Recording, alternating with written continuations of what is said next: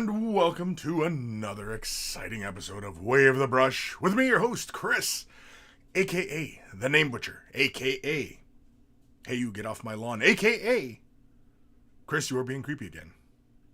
Way of the Brush, the most informative 120 minutes on the internet on the wargaming lifestyle. We'll talk about painting, terrain, conversions, and just about everything under the sun, meaning no topics are barred. We'll talk about anything and everything. So, first time viewers, be warned. Now, if you want to keep the conversation on the hobby side of things, be sure to ask your questions in the chat, whichever direction it might be in for you. And of course, if you're watching this after the fact, you can always submit your questions and emails to Kris@wayofthebrush.com. It is in the description below, as well as a link to wayofthebrush.com. Central hub of all this silliness has links to all the social medias, as well as Discord. Join us on Discord. It's a lot of fun. And we keep the conversation rolling there. And only one rule in the Discord, don't be a dick. That's it. That's the only rule. Don't be a dick. Pretty easy thing. I would think. I would think, but who knows? Also at wayofthebrush.com is a link. If you're watching this on YouTube as well, it's down below. T-shirts. Want to get yourself a t-shirt? Look like a connoisseur of all that is good and holy in this world. They're wearing a Way of the Brush t-shirt. And if you purchase yourself a shirt, send a picture of yourself in your shirt. Now add it to the Monkey Shrine, which is also at wayofthebrush.com. And of course, it's always nice to put a name to the face and a face to the name. Because again, this show is all about you guys. So, it's all about you. So really, it's not about me. It's about you. So you guys are the focus of this entire endeavor. So, if you guys didn't show up, I wouldn't bother doing this because I got other things to do. I'm a busy guy. Also at wayofthebrush.com is the links for Patreon. Huge thank you to all my patrons. Without your support, this channel would not be able to continue to do what it is that I do. And so a huge thank you to all my patrons for their continued support. And a huge thank you to all you brand new ones. If you're not able to support monetarily, i.e. money, thumbing up the video, liking, following, subscribing, commenting, ringing the bell, blah, blah, blah, blah, blah. Algorithm gods, be appeased once you click buttons. And, just smash keyboard. And you're helping me out a great deal when you do that. And so a huge thank you to everybody who does that as well. Because, algorithm gods and blah, blah, blah. Right? I mean, I'm sure many of you on these platforms know the deal by now. Of course, maybe somebody just landed on this planet from, the next solar system over. I don't know. You might have missed orientation day. Maybe. You might have missed orientation day. Big thank you to Carl Guymere for Beer and Blood Bowl. It's his YouTube channel. Check it out. If you love yourself some beer, you love yourself some Blood Bowl. Beer and Blood Bowl is where it's at. We always take time to thank Carl, even though he is no longer with us, for creating the email jingles that play before the email segment of the show. It's always much love to Carl. And of course, speaking of love, much love to my baby brother Evan for creating the intro, outro music that plays at the begin and end of the show. It's always much love to my baby brother Evan. And if you're into rare comics, EB Comics. It's in the description below. Rare. We're talking rare. Not medium rare. And not well done. Well done, that's a crime. Well done is a crime. I'm pretty sure you can get tarred and feathered for that. Who's joining us? I can see Evan Belleau. Sup, everybody? Sup, Sophie? Yay! Way of the Brush time. Yay! Yeah. We had a break last week. Wasn't feeling well. Wasn't like I was sick with the Rona or anything like that. It was just, sinuses and chest cold kind of thing. I probably sound a little froggy right now. But I feel a lot better. And, yeah. A couple of the videos, you probably could tell I was fighting something. You just hear it in my voice, I suppose. Kim, hey. Jabba's Left Nut, afternoon. Yeah, so we didn't do a show last week. So we have a couple emails, and we have a lot of things to catch up on. Instagram, we got the Instagrams. So anybody who wants to be part of the Instagram portion of the show, which usually we try and take care of in the first half of the show, use the hashtag #WayOfTheBrush, and I'll be sure to give your work a look. I don't do any kind of critiques on it. If you want a critiquing of your work, be sure to send me an email specifying that you want me to do a bit of a CNC on it. That way I know because like oftentimes, with so much of everything shared on the internet, Twitter, Instagrams, blah blah blah blah blah blah, people tend to voice their opinions, in an unwanted fashion, right? Because we're sharing so much on the internet these days, it feels like some people just like, well, you shared it, so I'm going to share my opinion with you. And oftentimes a lot of people, they're not looking for feedback. They just want to share what they're working on. They're just posting it for friends and family. And, maybe they're, part of a gaming group and they're like, hey, I got this finally done. And, So, yeah, I prefer to get an email saying, yeah, let me know what your thoughts on such and such, right? Emails. I prefer it in an email form. Instagram, not so much. Mainly because I associate Instagram with pretty pictures and, all sorts of crap. Mind you, though, these days, a lot of the social medias, they're all, like, just basically copying each other. They're all just the same thing with a different name. You know what I mean? Like, it's Instagram's competing with TikTok, TikTok's competing with YouTube, YouTube is competing with Twitch and TikTok and Instagram. You know what I mean? Like, they're all offering the same features, and so it's all becoming one big thing, and it's just, what platform are you on? And limiting yourself to just one platform, especially on a social media, because really, right, like social media is social. So if you're on the Twitter side of things, right, and you're sharing stuff, and then you do it over on Instagram, and you share it all over the place. Sharing is caring. Sharing is caring. Not Karen. Caring. Kim, I did watch the first Bat Rep with you and Ash did for the new Necromunda stuff. It was pretty great. Yeah, it was a lot of fun. We are taking the mid-season break. Now, last time we took a mid-season break, a whole pandemic broke out. We're not staring down that barrel right now, so we should be able to finish this campaign. We better. Anyway, yeah, it's a lot of fun. I posted the unboxing today of Ash Wastes, and when I was unboxing it, I seen all the Orlocks and everything like that, and I have a box of Orlocks, like the regular release, like when the box sets all came out, and I didn't realize that the Orlocks, they're the exact same sprues as the 2018 release of Necromunda. So, yeah, I didn't realize that those were the same sprues. Mainly because I never dipped into the previous box. But the quads are brand new, and of course the Nomads and the bugs and everything like that, and of course the terrain. The terrain's really, really cool. It's a good size stuff. I have like one of the platforms here fully assembled. It's a little dusty already. It's dusty in my office, but anyway, yeah, I like the terrain. It's really cool. It's quite a bit to assemble. Not like it's difficult or anything like that. It's just like this foot piece here is 3 parts. It's 1 and then 2, 3 like that. And then of course it's also got like 2 parts here on each end. So just the foot, and this support beam thing. Anyway, there's quite a bit of parts to each of the terrain pieces. So it's pretty interesting.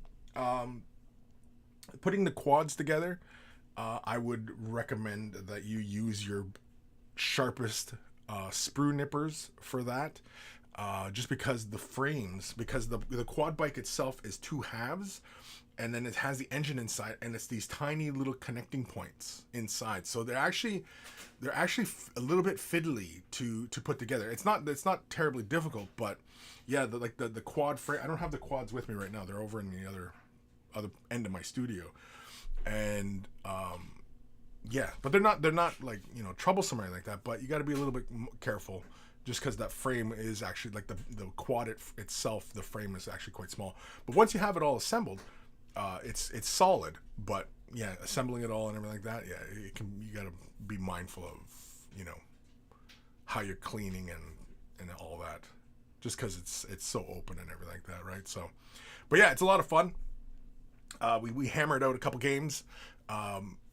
Ash posted the first part today on his channel. I'll be posting the second game on my channel this Wednesday. and I think we're gonna do it every Wednesday. We'll be posting these games for the foreseeable future. And so with Dark Uprising, yeah, we had a whole interruption there. We never returned back to Uprising. Maybe we will return to it. Hopefully, maybe. It'd be nice. I think we'd probably be better off starting that one over, though. I think we'd probably be better off because Ash was off to a really rough start in that one. And yeah, and I was like, because of the territories I had, man, I had a huge influx of what are the little initiates? The little guys. Not the big brutish guys, but those little corpse grinder duders. Anyway, yeah, I had it so like I was rolling like a brand new one every game, and I was like, oh my god, I don't have enough models. I need more models to complete this gang kind of thing, and so yeah. But yeah, it's a lot of fun.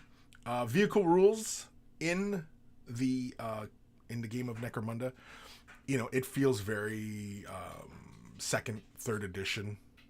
The rules themselves, like the vehicle rules, they borrow a lot from the past, but they also are more different. Like they're their own thing. It's an updated, streamlined iteration of the vehicle rules from the past. With the inclusion of the vehicle dice. The vehicle dice is actually kind of a nice, rather than, like back in the day when you used to have like damage tables and like location tables, now you just roll a die and see what happens, and, or a couple die really, because you got to roll location, then you got to roll what kind of hit you got on the vehicle. And I was kind of surprised that the vehicles actually are not that durable. Like those quads, they're not very durable. Like they're only at toughness 4 on the front and 3s on the sides. So,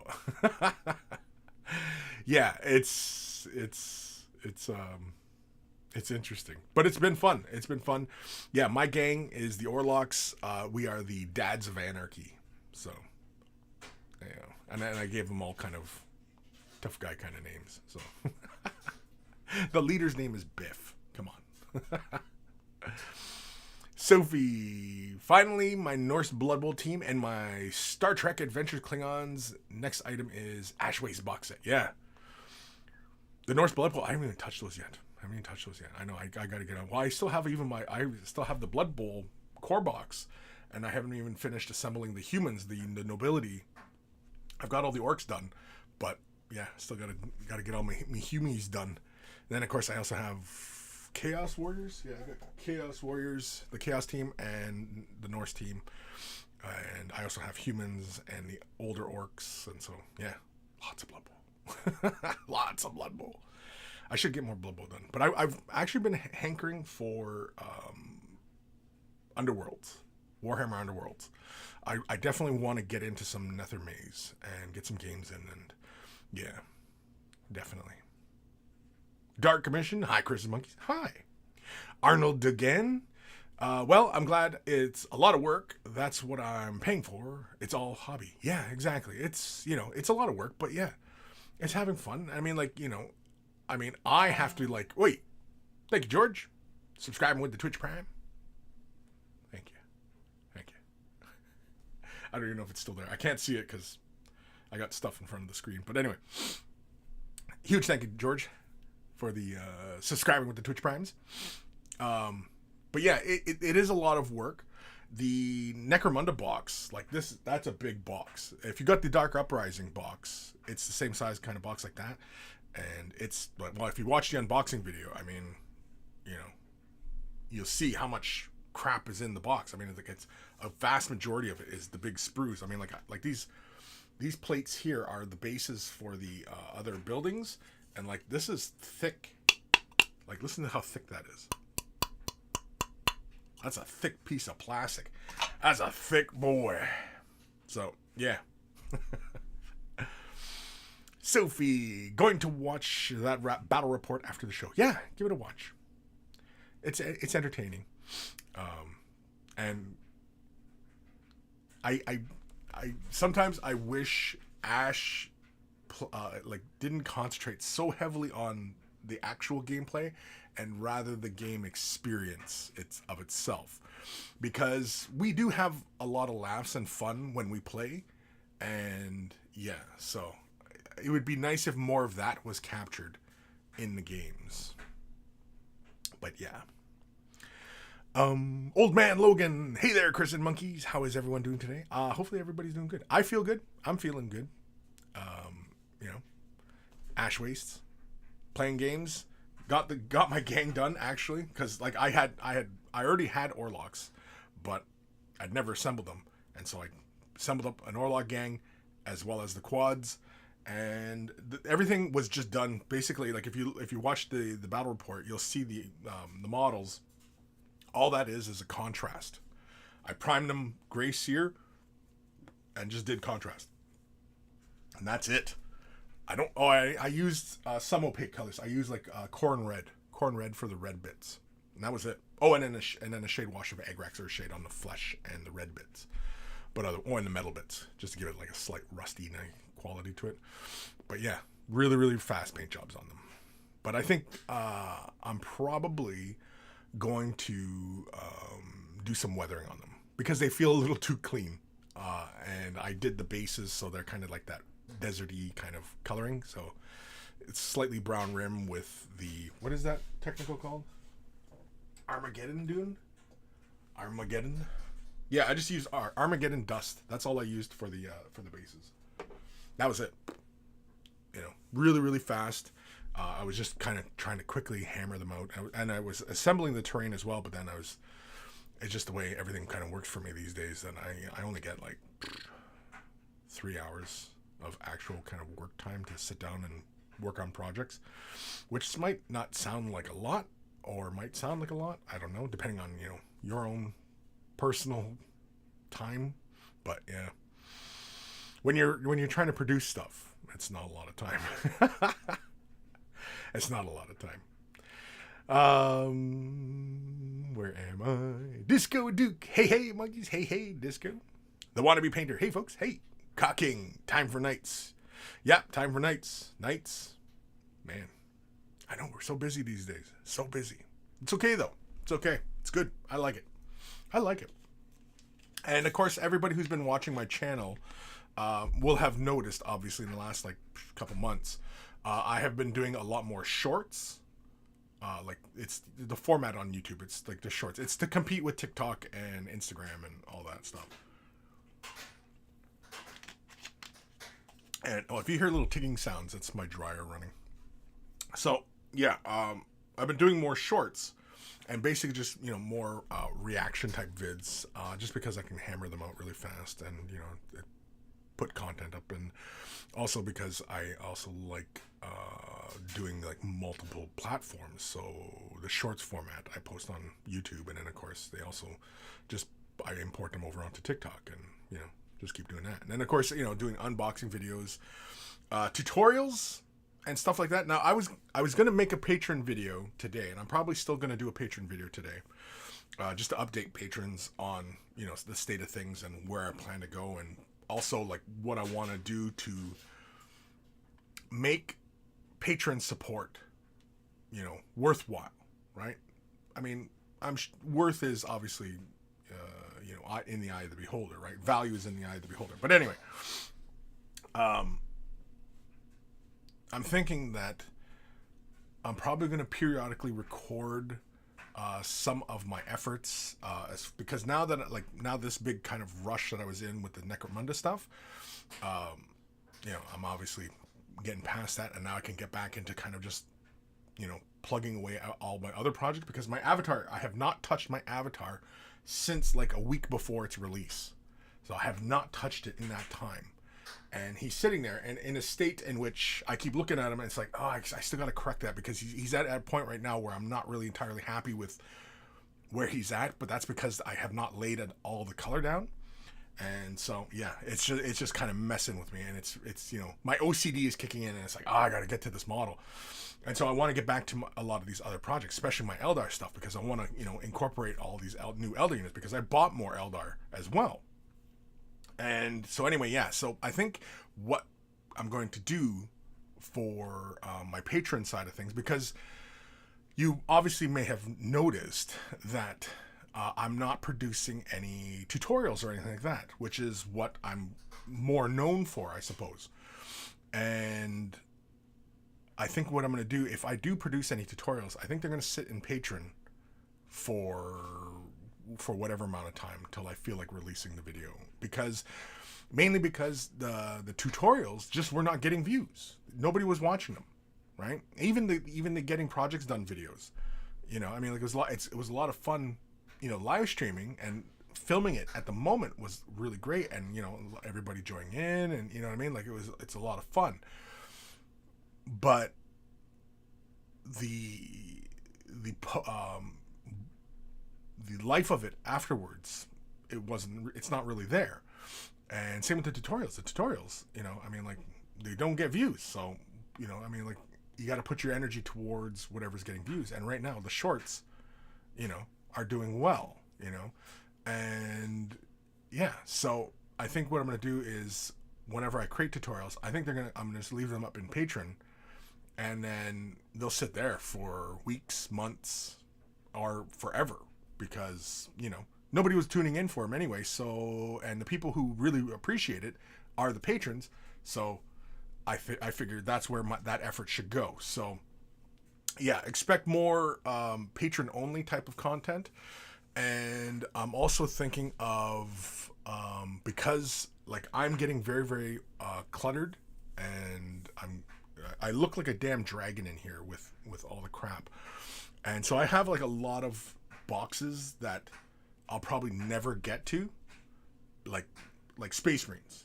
Like I've got like old my Stern Guard, which I wanted to do something with years and years ago. I bought like 3 boxes. I was gonna do like a small Stern Guard army, and I just haven't gotten around to it. I just haven't got time, gotten the passion, and of course Primaris Marines came out, and then the scale changed, and I would love to see like a Primaris sized Stern Guard. That would be really cool. But anyway, yeah, so I'm thinking about just doing like monthly or bi-monthly raffles, draws for patrons. So all the patrons, as long as you're supporting at that month, and we do the draw, and it'll be only patron only, and yeah, and then I'll ship a box out to one of the patrons, just to get rid of this stuff, because I mean, I've got a bunch of stuff that just I'm just never gonna get to. I've been sitting on it for years and years and years and years, and I'm like, yeah, I'm gonna get to it, and I say, I'm not gonna get to that. Like I look at like a lot of the Space Marine stuff, and it's like, Then of course, freaking Horus Heresy is gonna be coming out, and those Marines look a lot bigger. Man. I know. First world problems, I know. So anyway, yeah, I'm probably going to do a patron update video.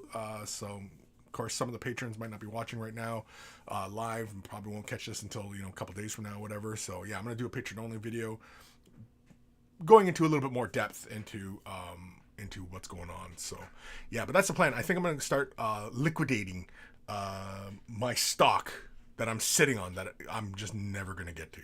Because, yeah, and it's just taking up room on my shelves, and I've been sitting on it for years and years and years and years and years and years. And I keep seeing my Bandai Star Wars stuff, and it keeps calling me, and I'm like, because I'll never get rid of my Bandai Star Wars stuff. But I also want to get to it. I also want to build it. So, yeah, that stuff I'll never get rid of. But, like, Space Marine stuff, like, I've got, like, tanks, and what the hell's that? That's that anti-aircraft tank? Yeah. Like, there's a bunch of stuff. There's a whole bunch of stuff. There's a whole bunch of stuff. So, yeah. I'm just going to slowly start getting rid of it. I don't think I'm going to do more than 2 giveaways a month. Maybe just 1 giveaway.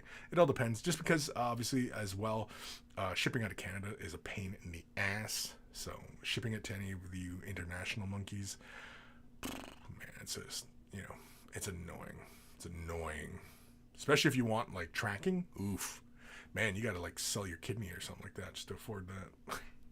It's not that bad, but it's bad. The Wannabe Painter. That Demon Prince from yesterday looks very good. Yeah, it's pretty darn cool. The only thing is though, now I have not looked into it any further, but is he a Forge World model or is he a plastic model? Because the way it's painted, it looks like it's a Forge World model, but I could be wrong. It could be a plastic kit. I have no idea. Does anybody know? I honestly do not know. Sorry, I'm drinking ginger ale and I can feel stuff building up. Oh, excuse me. So I might periodically burp. Ooh, wonton soup. I just had wonton soup for lunch. In case anybody was wondering what I had for lunch. Sophie. Everybody's all fucking grossed out right now. I was like, Jesus Christ, Kris, really? Just burp right into the mic? Yeah, I might just pull the mic up real close and just give you guys a good belch. Anyway, Sophie, when in a rush to get them on the table for a game, basic colors are okay. After all, they're just for gaming, not display. Yeah, exactly. And that's the way I viewed it. But now that, you know, we're into the game and we're also on our mid-season break at the moment, spoiler, it's going to, because we got more stuff to add to our gang, so we're going to take the time to work on our stuff and then get back into it, provided that, you know, not another disaster hits the earth that, you know, stops us from playing. A plague infecting the earth, because that's basically what stopped us from finishing Dark Uprising, was, you know, the pandemic. And we were laughing because when we got together, we were like, man, we haven't seen each other, like, we haven't done this in years. And of course we were like, okay, wait, how does this work again? How does this work again? Oh yeah, no, remember it goes like this. Oh right, you know, just trying to remember how to play freaking Necromunda from a long ass break. Yeah, but anyway, yeah, I'm probably gonna do the details because I could work on the flesh. I want to finish their hair, and also I'll probably take maybe I'll do a quick little pic for Instagram later just to show the gang and its current state. They just look too clean. I mean, you can see it's obviously contrast on like a majority of them, but yeah, not that the contrast is bad. And when you're playing with contrast, yeah, it's a lot of fun. It's actually quite liberating. Just basically grabbing a good little dollop of paint and just moving around. Even if you're doing just like a sleeve and just grabbing like a little dollop of paint and just boonk, and then you just whoosh and just whoop.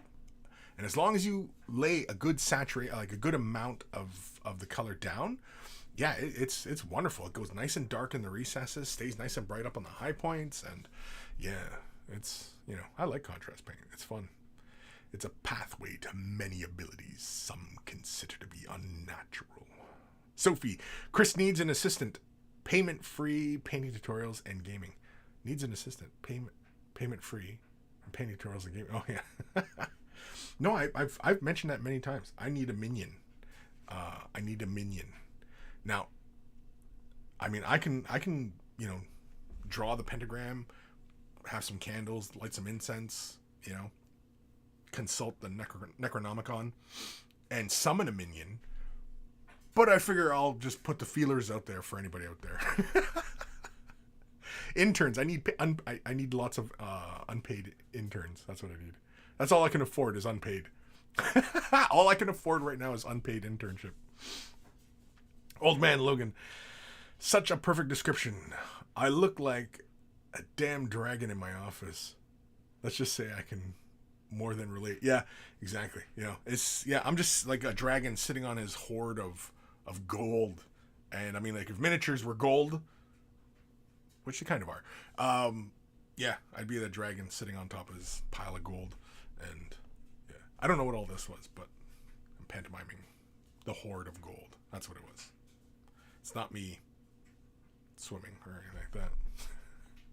Hucka hey! Says you're live on Twitch, but can't see you. I'm not live on Twitch. Should be live on Twitch. I'm live on Twitch. I'm live on YouTube. Am I not? I am. I'm also live there and live there. Live there and live there. I'm live everywhere. You're live on the YouTube and all good there. Anyway, 2:30 a.m. here, and nice to see you see you live somewhere. Yeah, I'm here. I only ever Twitched. I only ever Twitch live stream. I only ever live stream to Twitch and YouTube. Although I posted on TikTok because I've been doing a lot of TikToks, and approaching that 1,000 followers. And I guess once you hit 1,000 followers, you can start doing live. And so I put it out there once we hit 1,000, that maybe I'll start streaming this live on TikTok as well. I can do it. I can do it. It can be done. It can be done. Where there's a will, there's a way. Sort of.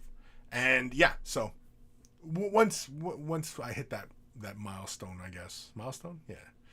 But yeah, I'll probably start streaming on TikTok as well. So I'll probably start doing this program as well at the same time on TikTok. Although TikTok, who knows what'll happen? Who knows what level of toxicity it could reach? Does Twitter do a live thing? Can you go live on Twitter? I don't even know. Can you? I think you can, but you got to be like verified or some shit like that, right? Yeah, probably something stupid like that. Kim, they did not say in the article if the Demon Prince was plastic or not, just that they were more info in the coming week. Right, well, I'd imagine with the Warhammer Fest reveal, that's what, like a week, right? Yeah, it's less than a week away. We'll be, don't worry, if you're not watching it live, I'll be doing live things of it. So yeah, and of course, if you want somebody actually like talking in your ear as opposed to actually listening to the presentation, then tune in to me. If you actually want to tune in for the presentation, then go to Games Workshop's feed for it. But if you want to sit next to the class clown, well, you know, the presentation's going on, then join me. The wannabe painter. I can confirm that in a certain age, you can't just drink what you want. The stomach can be very unforgiving. Yes, exactly.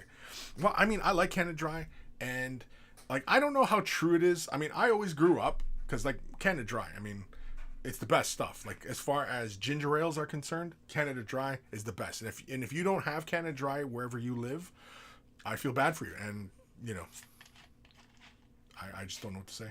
But, yeah.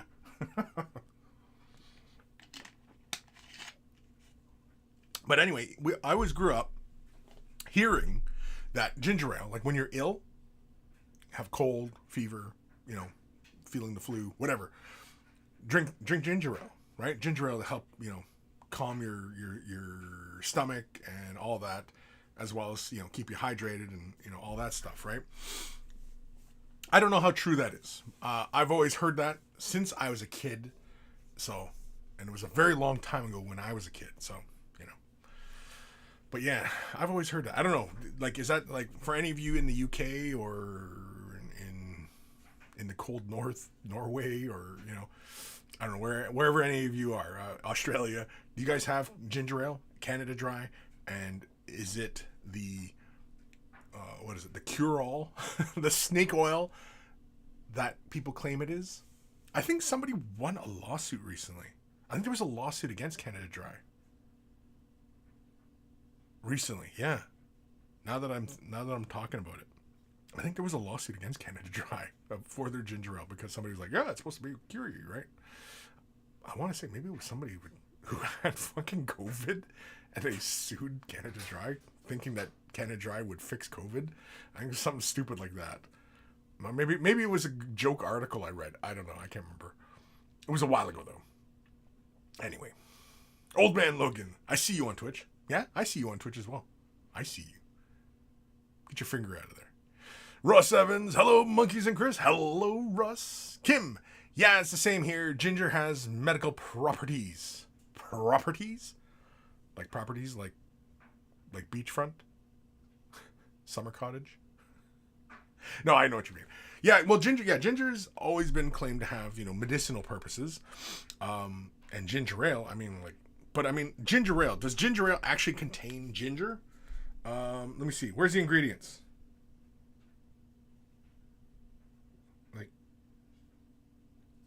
okay. So, Canada Dry ginger ale has a crisp, refreshing taste because it's made 100% natural flavor. Now, when they say natural flavor, that doesn't mean what that should mean.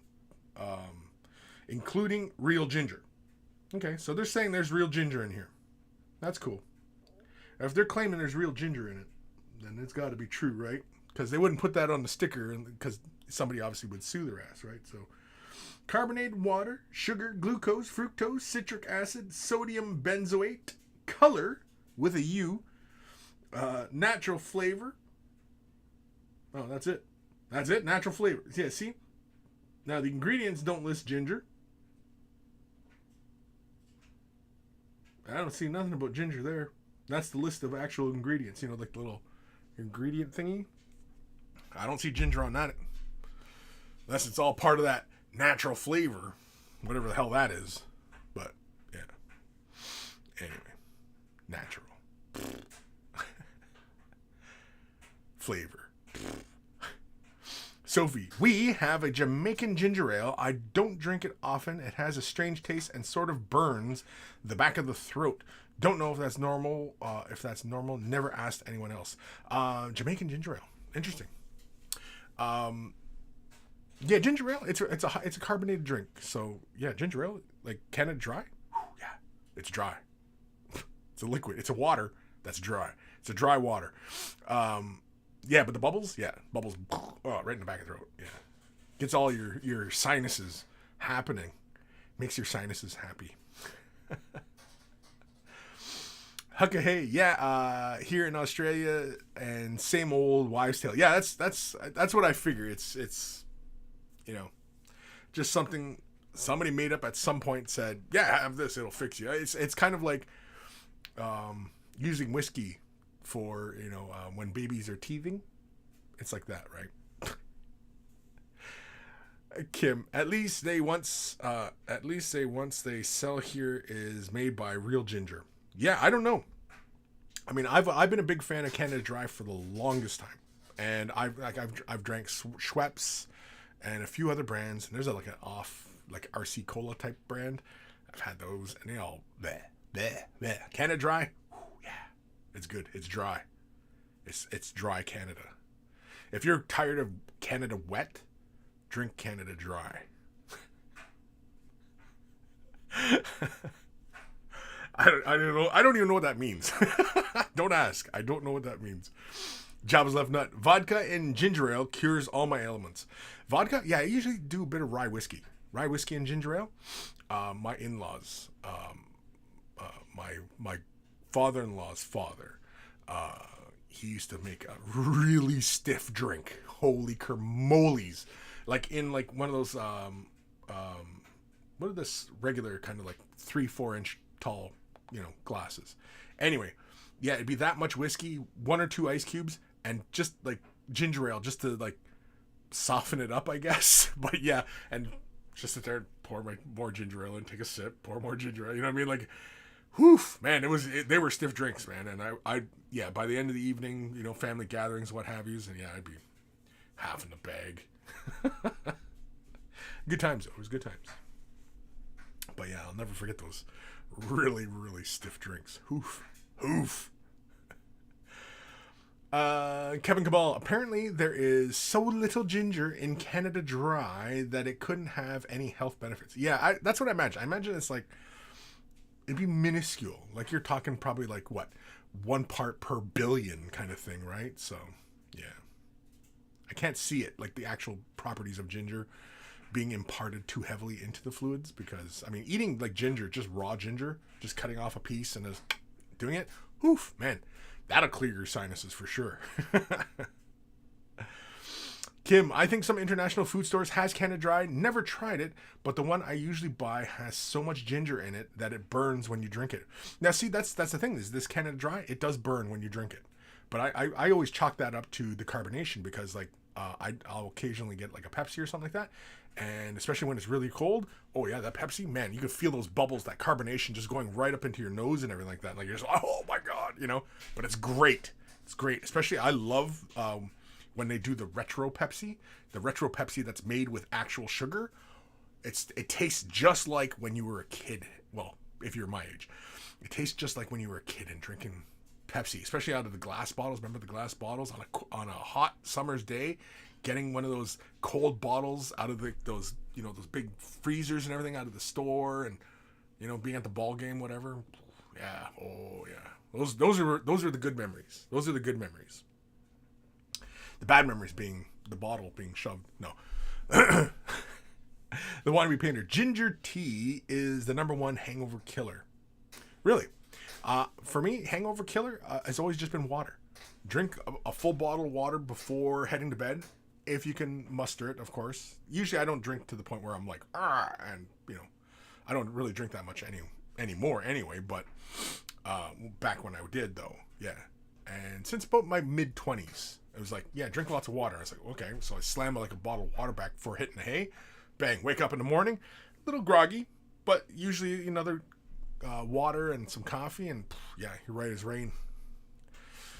Yeah, it's probably not since my mid to late 20s that I stopped having hangovers. Just because as you get older, and there's been a couple times when I was in my 30s and, do like a wedding or something like that, and yeah, just end up with too much alcohol in the system, and then, waking up with a hangover. Oh my God, the hangovers as you get older are just the worst. You just want to die. It's like you lay there and you're just like, oh, I'm going to fucking die. Just let me die. And so, yeah, no, hangovers when you're old sucks. Sophie, my mom's cure all is chicken soup and a cup of tea. LOL, it doesn't work. Chicken soup? Yeah, I've always heard chicken soup. I prefer chicken soup, though, with like lots of bits of chicken. I like chicken and rice chicken soup. A little bit of celery, a little bit of carrot, stuff like that. But yeah, lots of broth. And that broth has got, like, I've got to see like big things of oil floating around on the top of the bowl. I need to see that oil on there, because then that way that just coats your insides, and that oil just sticks inside your guts, and yeah, it just warms you right up, and it just makes you feel all the much better. Yeah, but lots of oil. Like, I'm not talking like fucking an inch of oil. I'm talking like just on the surface. You got the little droplets of oil everywhere. Yeah. But I gotta see that. I need that. Because it's flavor, man. It's flavor. Sir Pork, Sir Pork, the second of the line. Hello. I'm just gonna say Sir Pork. Dark Commission, episode 379, Ginger Like Ale Proxy, allegedly. Disclaimer, not actually dry. Hucka hey, the Aussie brand is Budrum Ginger Ale, famous here. Budrum? Yeah, Canada Dry. Well, because Canada Dry. But Canada Dry, they also do tonic water. Because I occasionally like a gin and tonic, and Canada Dry tonic. Whew, yeah, that's good stuff. And that stuff, like, you put that black light up to that, whew, it just glows. Yeah, it just glows. And yeah, Canada Dry, tonic water. Oh, and club soda. I drink a lot of club soda as well, just because I don't drink a lot of pops, right? Diabetes and all that. Ginger ale. That's pretty much it. I mean, Canada Dry makes other shit too, but yeah, that's about it.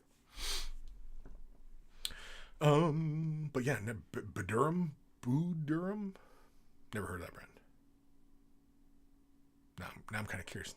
You know what? Maybe we should do a taste test of all the different ginger ales, like proper ginger. Like, the bottle's got to say soda gingermerb. That's the French side. Sorry. It's got to say ginger ale. It's got to be an ale, right? Can't be a stout, ginger stout, whatever the hell that is. Parker, the first of the line. Hello there. It's two of me. Ooh, there's two of you. Nice. Kim, no, I mean really ginger burn, almost like a weak chili. Oh, like real ginger? Yeah, real ginger. Yeah, it burns. It's like horseradish, right? Is ginger in the radish family? Like, because it's in those roots, right? I don't know. Okay, hey, ha, yep. So, agree, getting shit-faced is not worth it. Just being to a festival, and yeah, the young ones will be suffering, but not me. I don't drink. I don't really drink that much anymore. It's been months and months and months since I've, been under the influence of alcohol. I just had a beer. I actually had 2 beers the other night, just because doing stuff, and I was need a beer. Cracked a beer. Hammered back. The boy bought the beer, so I was drinking the boy stash. But he's drank plenty of my beer, so payback. Wanna be painter. Have to leave. Have a nice weekend, everyone. Kris, when are you looking after Insta. Can you check if my Russian T34 I sent 2 weeks ago went in? Might slip though past. Your T34? Is that like your tax forms? The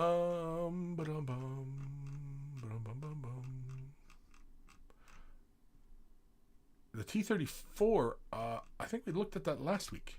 Or last episode, I should say. Yeah, we looked at that a while ago. Yeah, the one that's resting on the Vallejo bottle. Yeah, we did that one. I think that was 2 episodes ago. I want to say it's 2 episodes ago we looked at that. You know what? What time are we at? Holy man, it's already 47. Have I been talking that long already? Jeez Louise. Maybe I should just shut up. Sophie, don't drink booze, so no hangovers for me. And you're probably the wiser for it as well. I mean, you know, like having a glass here and there, a glass of wine with dinner, you know, that's fine. Having like 10 glasses of wine, it might be a bit of a problem. You know, glass of whiskey, not a huge issue. 10 glasses of whiskey, gonna be a problem, right? So it's all moderation, you know, because sometimes, you know, like enjoying a glass of wine with like a pasta dinner or bird dinner or even a steak. Yeah, it's excellent, you know. Nice red wine with your pasta. White with your birds. I like red with my steak occasionally. But yeah, and I prefer a nice dry red wine and white wine. Both red and white wines, I prefer them dry. Is it a 1? Really dry. A 1, I think, right? Yeah. So I prefer my wines dry. Just because. But yeah. Kim, it's now 20 years since I did any alcohol last. 20 years? Wow, good for you, man. Yeah. Again, you're probably the better for it. Sophie, ice cream headaches are bad enough. Hangover, Sophie, is nothing like a ice cream headache. A hangover will make you long for the days of an ice cream headache, because you know that, yeah, an ice cream headache is painful, but it's painful for a moment. It's a moment. Hangovers can last all day. You can feel a hangover all day. And especially, like, I remember one time I was working construction and we went out for beers, overdid it, got up the next day. And I was a young man at the time too, so like I really overdid it. And working the next day, hungover, sucked ass. And not in a fun way. I'm talking about like hot June, 500-pound ass. You know what I mean? Like just, oh yeah. Brutal. Especially in the heat. In the summertime, oof. Oh, man, I'm getting ill just thinking about it actually now. Yeah. In fact, let's jump over to the G-Dub side of things, because let's see what we're doing. Well, we already know what the pre-order is, right? It's the Ash Waste Necromunda, 180 British. What is that Canadian? Do we even know what that is Canadian? 180 British. Basically just double it. So about $400. Oof. What's this? Carta Galactica, the Western Hemisphere Necromunda. What's this? Oh, it's a map. How big is it? Heavyweight poster paper, measures 1,000 millimeters by 890 millimeters. Damn. Oh, excuse me. I like this. Yeah. Can you guys see that? Yeah, you guys can see that. Yeah. Oh, it's 2-sided?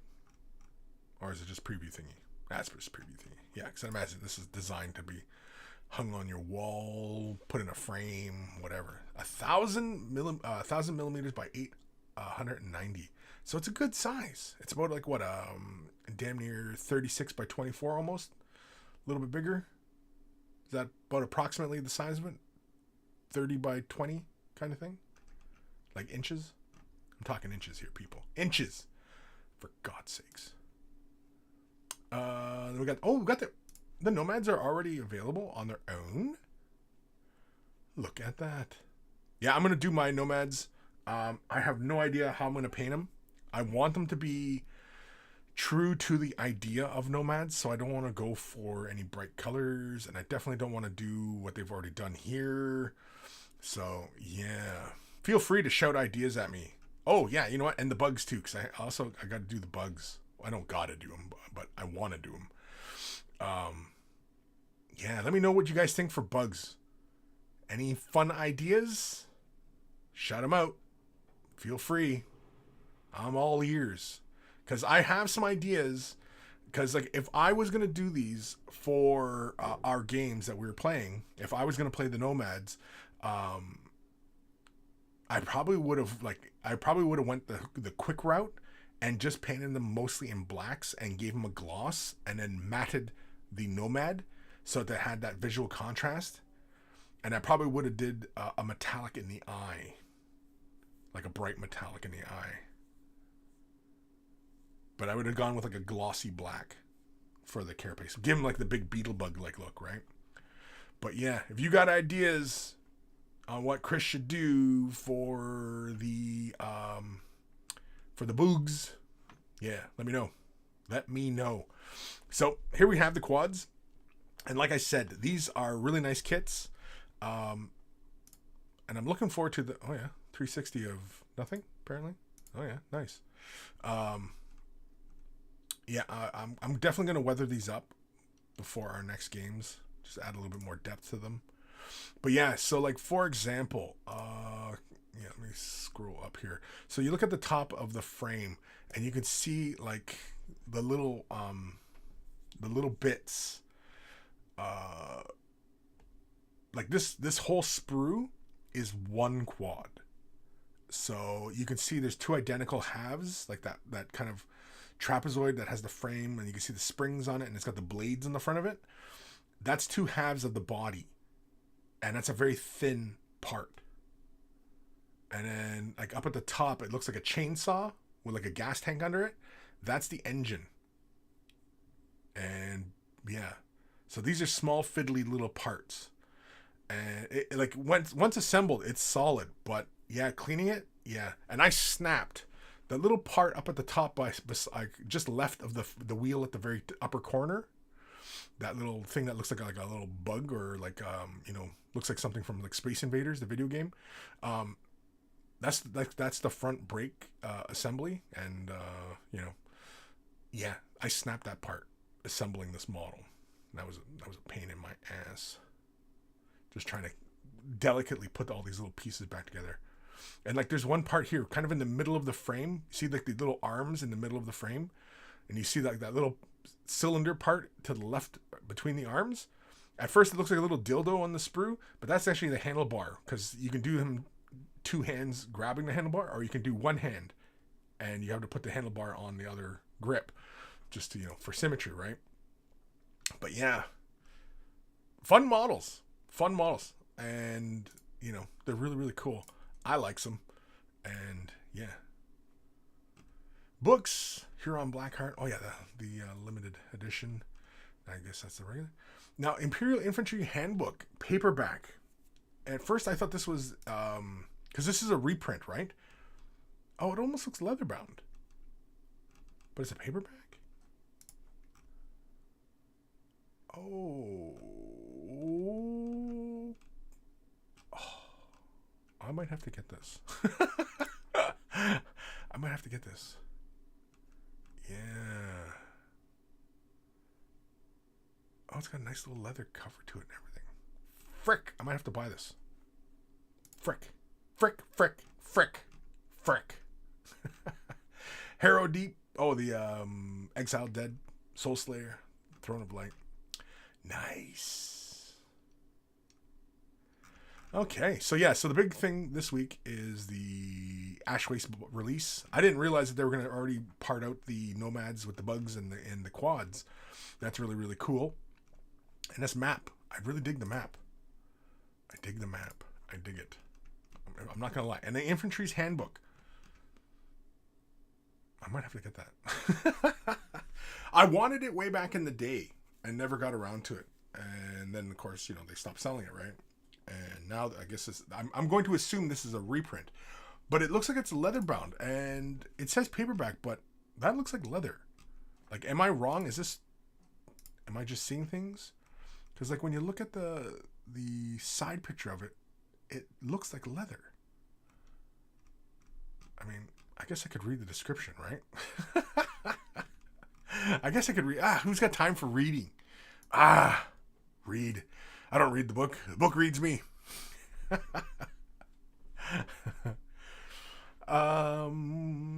Gazip. Better to get paid to be hungover than staying home and crying about it. Huh? Sure. Yeah. Might as well. Yeah. If you can go get paid and hungover and stay home and crying about it. Yeah. Sure. Makes sense. Okay. Hey, at least Sophie can drink, unlike if she was in the U.S. Yeah. True. Yeah. Because drinking age in the U.S. is 21. Canada, it is 19. In Quebec, it is, I'm pretty sure it's still 18. So, yeah. You can drink in Quebec. Evan Belleau. Oh, wait, no. Sylvie. Thinking Sand People vibe for Nomads. Yeah, I know. It could just do them up like Sand People. It's a little too on the nose, I think. I have an idea on what I want to do. But again, I don't want them too saturated. And I have this really interesting kind of idea that I think I'd like to try. Just for an overall kind of look. But yeah, I'm not going to tell you. I want to be a surprise. Because who knows? I'm gonna let it be a surprise, because who knows when I'll get to the gang. Eventually I will get to the gang, but yeah. Anyway. Evan Belleau, my Irish friend, always pushed the 3-hat cold cure. You get a broom, a hat, and a bottle of whiskey. Prop the broom on the foot of your bed and put the hat on top of it. Climb into bed and drink the whiskey until you see 3 hats. Then you pass out and sleep off your cold. Wow, that sounds like horrible advice. Eric Fountain, good morning, Kris and Monkeys. What's new in the world? In the world? I don't know if this is that kind of show where I'm talking about world news. Mainly because world news, honestly, it's fucked up, man. It's fucked up. That's your world news coverage. When you're looking at like world news coverage on any of the, news networks that you have, they should just look right at the camera. And it's world news. Look right in the camera. It's fucked up. Things are fucked up. So yeah, definitely. As far as the hobby is concerned, Necromunda Ash Wastes up for pre-order. Managed to get some games in of Necromunda Ash Wastes with Ash Wastes. And so yeah, if you head over to his channel, you'll see game 1. On my channel, you will see game 2. That'll be posted this Wednesday, and then every Wednesday. So it'll go Ash, me, Ash, me, Ash, me, Ash, me, Ash, me. So yeah. Anyway, but yeah. Where the hell am I? Sid Tyler. Must be fun if they come with dildos. Come with dildos. If they come with dildos, or if they come with dildos. Like, if they come with dildos, or if they come with dildos. Which is it? English is fun. It's a fun language. English is fun. I'm enjoying it. I didn't miss orientation day when I first got to this planet. And so, I paid attention. Okay, so I'm going to close this one because we don't need that up anymore. And I'm going to refresh this. Hopefully nothing gets messed up. No? Said Tyler, yes. Yeah. Come with dildos, or come with dildos? Come with dildos, or come with dildos?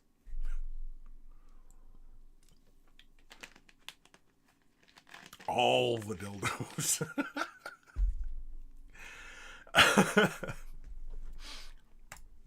Anyway, okay. Yeah, we're 1 o'clock already. Holy carmolies. So we're going to jump over to Instagram, and I don't have an Instagram theme song, so Instagram. There we go. Yeah. Okay, so let's have a look here. Ooh, I'm I'm already digging it. Jabba's left nut. Look at this. Oh, you just posted this. Okay, let's give it a like. Just the one photo? Nice. I love the blue. Now, is that Ethermatic blue and Talisar blue? Or is that just built up Ethermatic blue? Or is that really thinned out Talisar blue? Or is this opaque colors and you dry brushed it and brought the color up? Well, now I gotta know, Jabba. Nice and clean. I like your work on the rope. I like the belly shield thing. Yeah. I like the contrast in the texture of the flesh too, and I like how you transition through the colors, going up to his hips and down to his feet, up to his forearms, on his shoulders, and nice and dark on his shoulders. I like his face and his belly. I like how you have that warmer tones in the chest and under his jaw. Yeah, I like that. Those are nice touches. Yeah, man. Yeah. Yeah, I dig it, man. I dig it. I'm going to assume this is work in progress. So I'm going to assume... Did you have fun painting his nipple? Jabba's left nut. Champion of Nurgle of some sort. Pretty cool model. I don't know where this model's from. Oh, I like the little colors going on with his belly tentacle thingies. I like that. Again, I'm going to assume this is work in progress. I like your work on the armor as well. I like the varied tones in the metals with the verdigris. I like that. Now, on the armor, are you going to do that same thing with the sword blades and the axe blades? Or are you going to do something a little bit different, just to differentiate the metals? Because, yeah, I see it on the knee pad and the shoulder armor. They all have the same vibe. Now, are the weapons going to have the same vibe, or are you going to go for something a little bit different for the weapons? Yeah. I dig it, dude. Yeah, I like how you have that slight... It looks like almost like it's... What is it? Plague Bearer? The contrast paint? Plague Bearer? Just around the rim of the mouth. Just to give it more of that demonic nurgliness. Nurgliness? Is that a proper verb? Oh, wait, there's more pictures. Oh, look at this guy. Looks like if Jason had let himself go. I wouldn't be scared of Friday the 13th if it was just a big fat dude in a hockey mask that barely fit his fat head.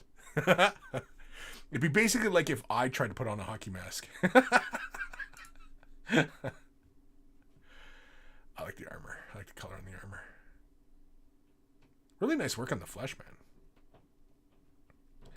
Damn, man. You never said you could paint. Greenleaf Terrain. Oh, yeah, Mr. Adam. He reached out to me the other day. We're gonna get together. We're possibly gonna get some shit done.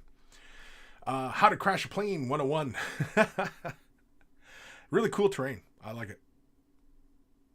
Yeah. Is it just one picture? Yeah, it's just one picture. Huron Belmont. That's our good buddy B-Man. Old friend of mine. That's why I say B-Man. Really good. Nice and clean. And B, I'm going to assume you're looking forward to the Horus Heresy stuff. I'm just assuming.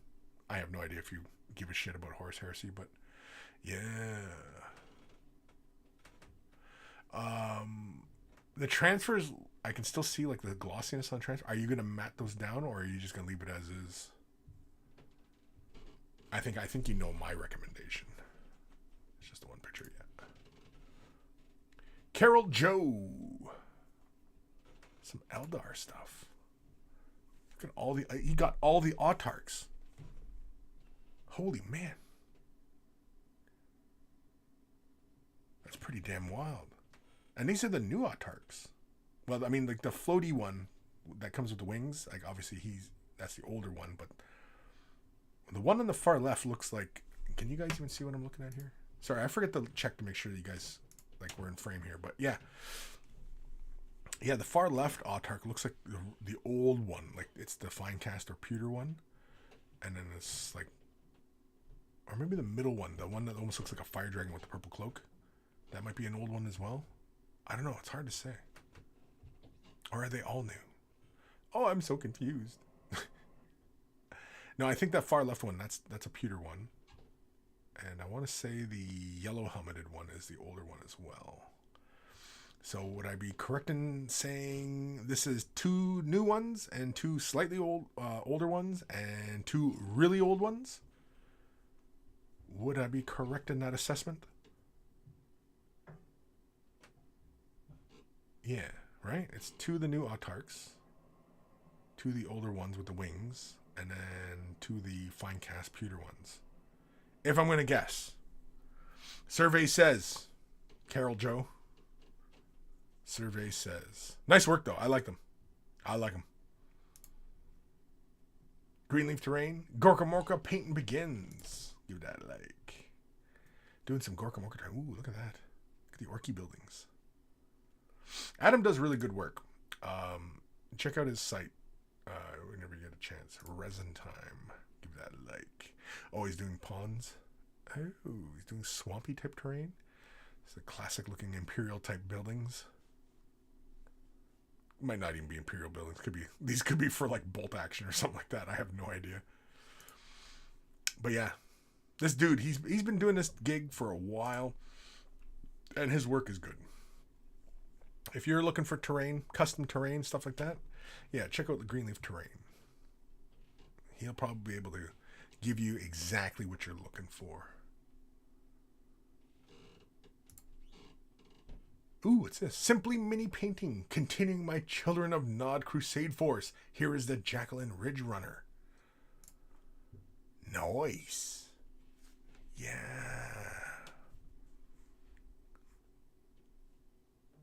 That's really cool. I dig it. I like it. I don't... Oh, there's more pictures. Oh, look at the back. Yeah, this is really good, man. Oh, there's lots of pictures. Jeez. Love all the details of gas cans and stuff. I like the weathering, too. Oh, look at the heat tempering on the barrels. And he's got the Tibridium on the ground. Ooh, motorbikes. Nice. Oh, is that it? Aw, I wanted more. I was like, wow, there's a lot of pictures. Then I clicked through them all, and it's like, oh, there's no more. Oh, I feel bad now. Oh, Greenleaf. Gorkamarga Squig Pit. A squig pit. For squigging. That's a cool thing. It's a cool squig pit. I've never seen like this. This is probably the best squig pit I've ever seen, and I've never seen one before. So, so I can assuredly say it is the best squig pit I have ever seen. Oh, there's another picture. Oh, there's more. What exactly does one do in a squig pit? Do you pit squigs? Gorkamorga Fortress Scrap Walls. Very, very cool. This is a great way, obviously, to use up all your extra sprues and stuff. I mean, orc stuff, like, you know, you can just slap a bunch of crap together, right? That's the great thing about orcs. Just throw a bunch of shit on the table. It's orc terrain. Yeah, okay. Kevin Cabal! It's a Ral Partha, another miniature from the Personality and Things That Go Bump in the Night series. Most Ral Partha miniatures of this vintage have a name, some just a description. For reasons unknown, this beautiful bard sculpt from Tom Meyer is labeled simply Elven Personalities B. As part of the Elven Personalities box of 0107, Ral Partha spelling Elven instead of Elven, is interesting here. Maybe a typo. Again, Tom Mayer is the god of green stuff here, creating a wonderful sculpt in 25mm scale, painted for a collector with Vallejo and Citadel paints, based with Woodland Scenics and Gamers Grass products. Yeah, I like the flowers and everything. I like how you tied the flowers in with the model too. You got the warm values like on the cloak, and you got the slightly pink magenta values on the other flowers, tying them with her tunic. Very, very good. Yeah, really nice paint job. get another look here. Yeah. Very, very interesting. Did you start off with a yellow and then put in some orange brown? Is that what you did? Very, very interesting. Green, man, it's a lot from Greenleaf Terrain today. Red pools of grr. Grr? Grr! I like it. I like the foliage and the red ponds. But I also like the way you did the rocks, too. You have this kind of slightly warm brown with the red. Just the two values like that. I like that. And then just a little bit of neutral gray in the middle. Like playing around in the surfaces and stuff. I like it. This is really interesting. Is there more pictures? Oh, there's not more pictures. Fuck. Just when I want more pictures of stuff, it's like, oh, I'm not giving him any more pictures. Fuck him. Yeah. Yeah. I like the rocks. I like the way you do the rocks. Like those ones in the back there.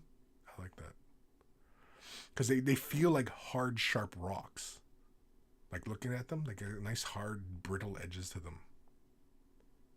And they got like a little stepped appearance. Almost like this, like slate. I'm going to assume it's styrofoam, but how hard those edges look, I'm having a hard time believing it's just styrofoam. Is it styrofoam with like stucco on it? Is that what it is? I guess I can just ask you when I see you. I guess this is just a conversation we can have when I see you. Late night work in progress work. Work in progress work? Give that a like.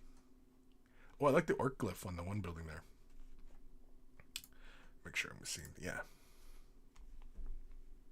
Yeah.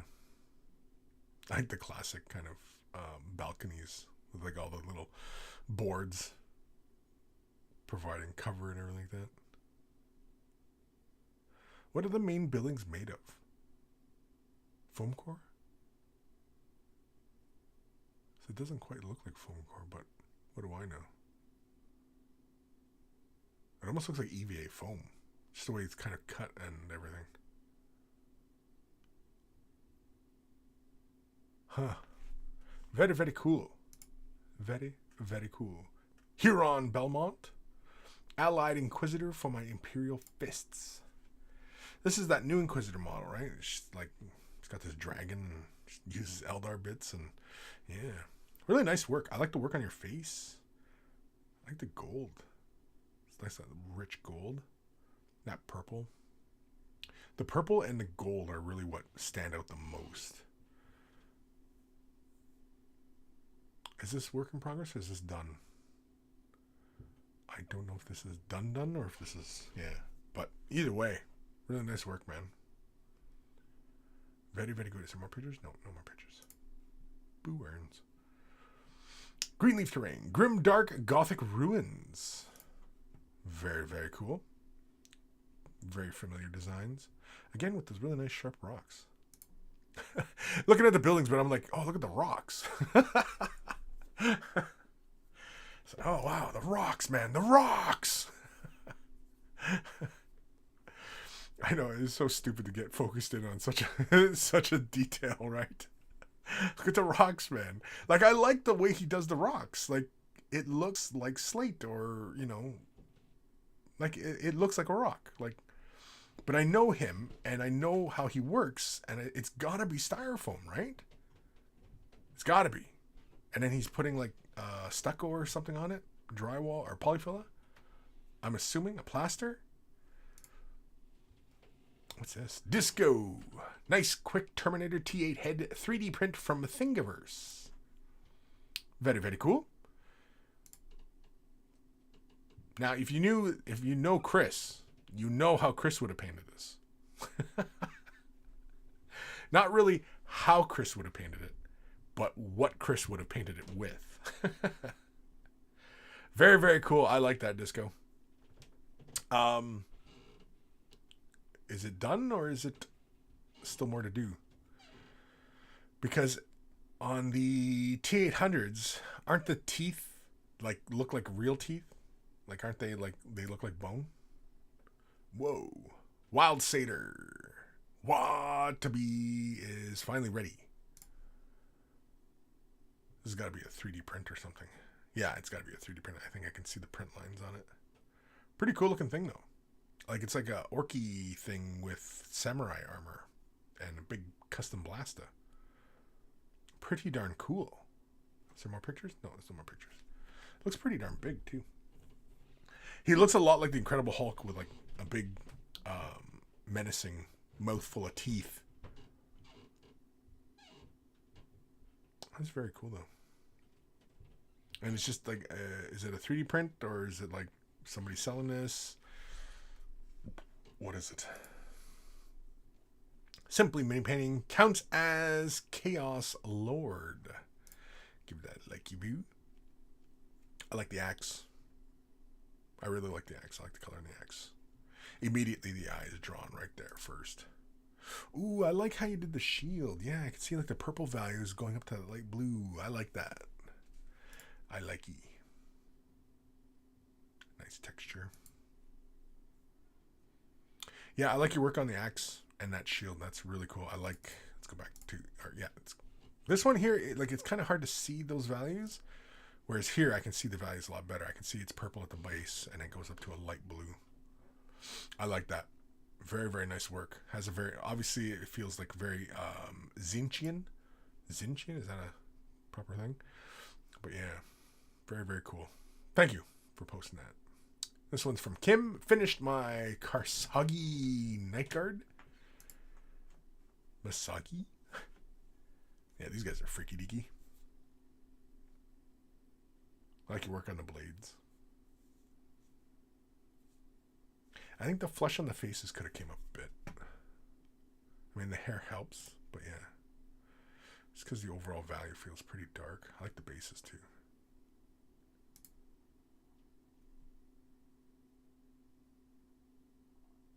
These guys are like supposed to be like zombie ogres or something. Is that what they are?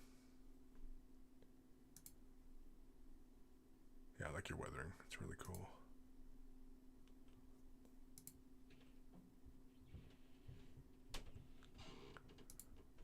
Yeah, that's cool.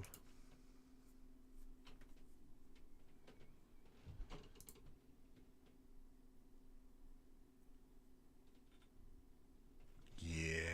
Very, very cool, man. Another Greenleaf Train. Icy Rocks in Ruins. Icy Rocks in Ruins. Icy Rock in Ruins? That sounds like a song. That looks like Icy Rocks. And Ruins. Very cool.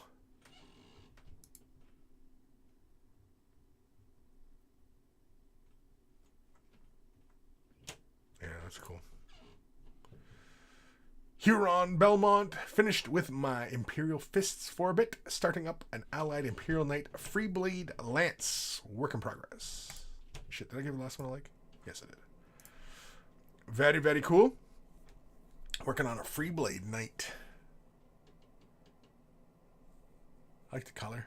What are you going to do the trim? Is it going to stay black or are you going to go with like something else? Black works. Yeah, it's really good. So far. Just don't fuck it up. Now you'll be like, fuck off. Some Imperial Fists from Huron Belmont. Very cool.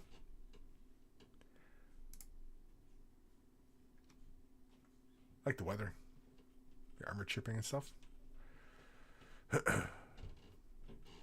If you're feeling brave, I would do it to that Imperial Eagle on the chest armor. Like the white. Just take a little bit of the black. And if it was a sponge you use, just very, very tiny, very light amount. Just to cut in a couple places. And just take some of that white out of that. Just to make it feel like, the white paint has chipped. Yeah. That'd be cool. Yeah. Why is that Marine caged up? Did he do something wrong? Did he commit a crime?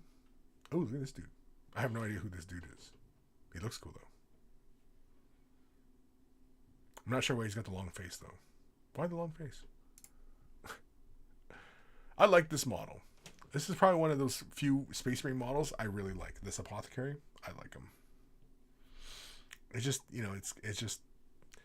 it kind of feels like we're telling a story here in this sculpt, right? He's extracting the whatever the hell organ it is, the gland, from a dead fallen space marine, and he's just staring at it. Why he's stepping on his brother's chest, I'm not entirely sure, but yeah.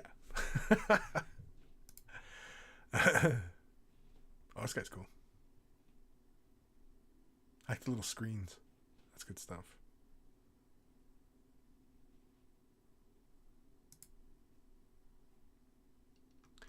And I'm willing to bet you prime these guys black and then laid the yellow down. Would that be a fair assessment? Boneyard of Grr. Greenleaf terrain. Very cool. Lots of bones. Rocks. Yeah. Because I'm supposed to see Adam some point soon in the future. I think I'm gonna have to inquire as to how he goes about making these rocks. Not that I'm gonna steal it or anything like that, but yeah, that's pretty darn cool. Simply mini painting Man Crusher Gargan 2 and 3. Let's give that a like. Yeah, he shared these on the Discord, and I had seen these. I didn't leave any comments because I knew that he had posted these on the Instagrams. But yeah, these are really frickin' cool. I like this rock with this magma like glow in there. Very, very cool. Can you guys see this stuff okay? Yeah, you're seeing it just as well as I am. Actually, I guess we probably could just move down a bit. Oh wait, can I move it down? Oh, wrong one. There we go. There we go. We'll come down just a little bit. There we go. We'll relock that. There we go. Yeah. I really like that. I like the details. Oh, look at his back. It's like he's almost like burning. I'm trying to think. It looks like what sorry, I was laughing at his bum. Buddy in X-Men First Class. I can't remember what the hell his name is. The one that he could make himself look like a rock, or he was invincible kind of thing. He could just make himself like have a rock skin. Oh, it's a different dude. Oh, look at that. Love the texture. Yeah.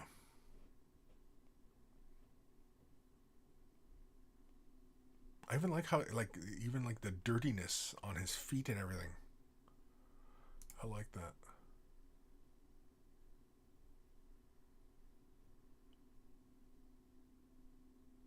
Yeah, it's like he's being converted into like some sort of lava rock thing.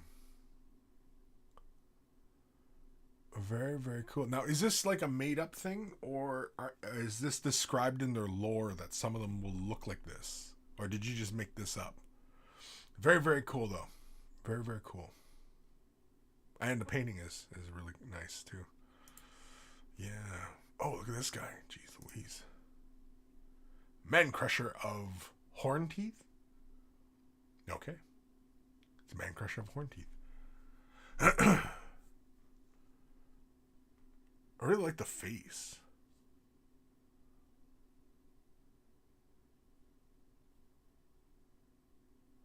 Yeah, that's really cool. You work on the flesh is really good too. Like I like the uneven surface of the flesh. Like normally whenever you see like people painting flesh, everybody goes for this really smooth look, but the unevenness, like as far like having many colors kind of layered on top of each other, going from reds to yellows to these deeper browns, it gives the flesh a very realistic appearance. Now I don't know if that was your goal, but yeah, really nice. I assume somebody got jabbed by this giant rock. I also like how like you're transitioning into the charred flesh and then into like his regular flesh. These bums though are very unfortunate. I mean, I'm sure a giant would have better glutes than that. Like, what is wrong with giving a giant a proper ass? Oh, he's got a big piece of building on his thing here. He's going to smack somebody with. That's cool. That's very cool. Yeah, your work on the face is really good. Get smacked. Somebody gonna get hurt real bad. Kim's Swamp Duder finally had a chance to finish this piece and complete this model. It's being painted for a while. Yeah, I like this guy. I like this model. I like his paint job on the model, but I like the model. It's a very cool model. I feel bad for him because he's got those little freaking goblins on his back.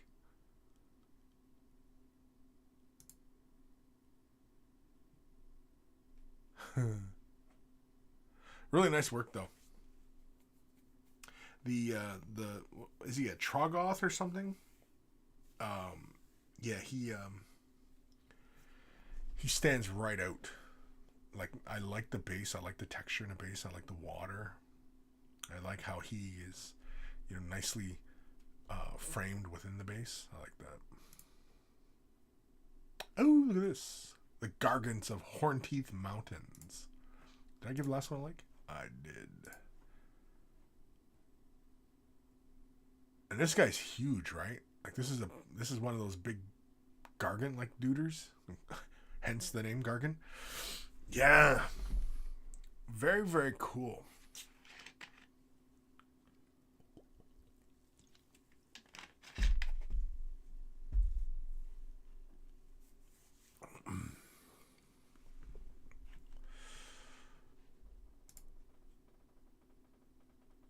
The many skins on his loincloth. Yeah, it's really nice work. Yeah, I'm kind of curious now. How did you go about creating the rock texture on the body?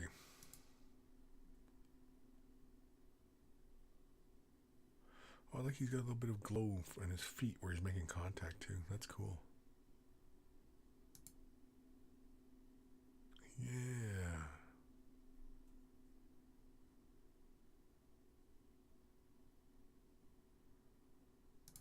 Yeah, I'm curious. How did you go about making? Oh, it looks like you used crackle medium as well to get the little minute cracks. That's a nice touch. What did you do to go about making the rocks on the flesh?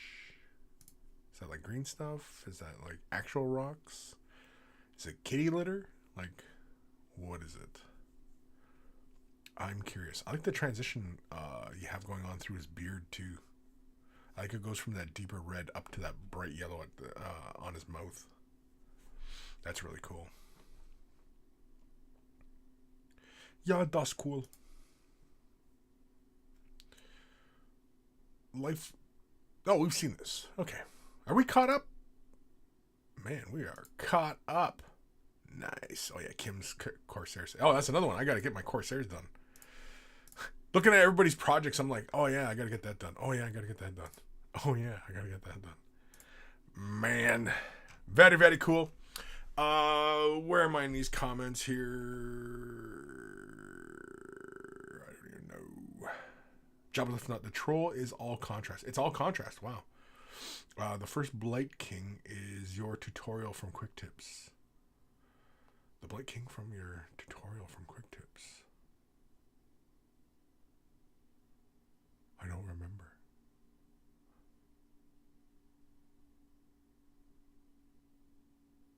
Oh, you mean the way I... Oh, I understand. Okay.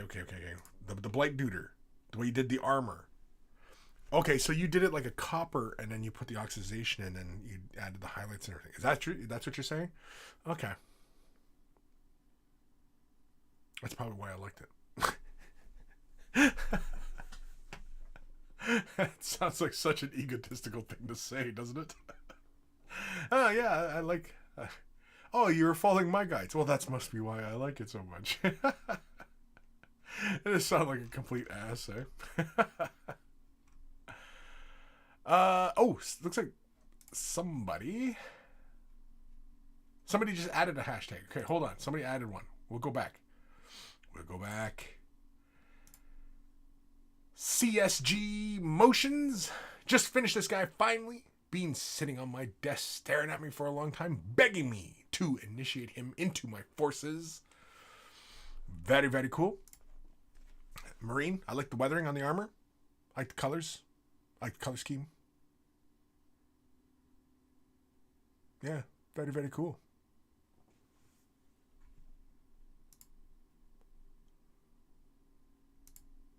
Raven.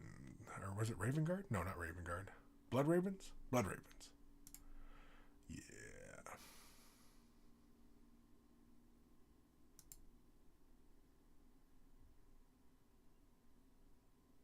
Yeah, I like the colors. I like to work on the sword too.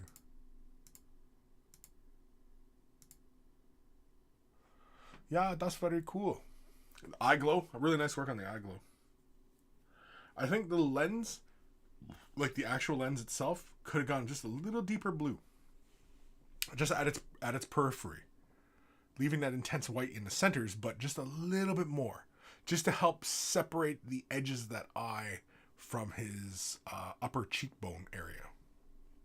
You know what I mean? But that's it. I think it's great. I think it's a great paint job, though. Looks good. Yeah, that's cool. Yeah, that's cool.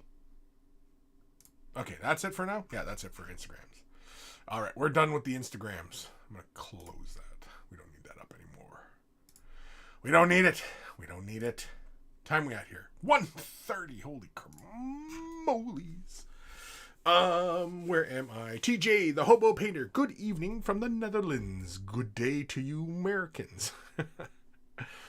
Good evening, TJ.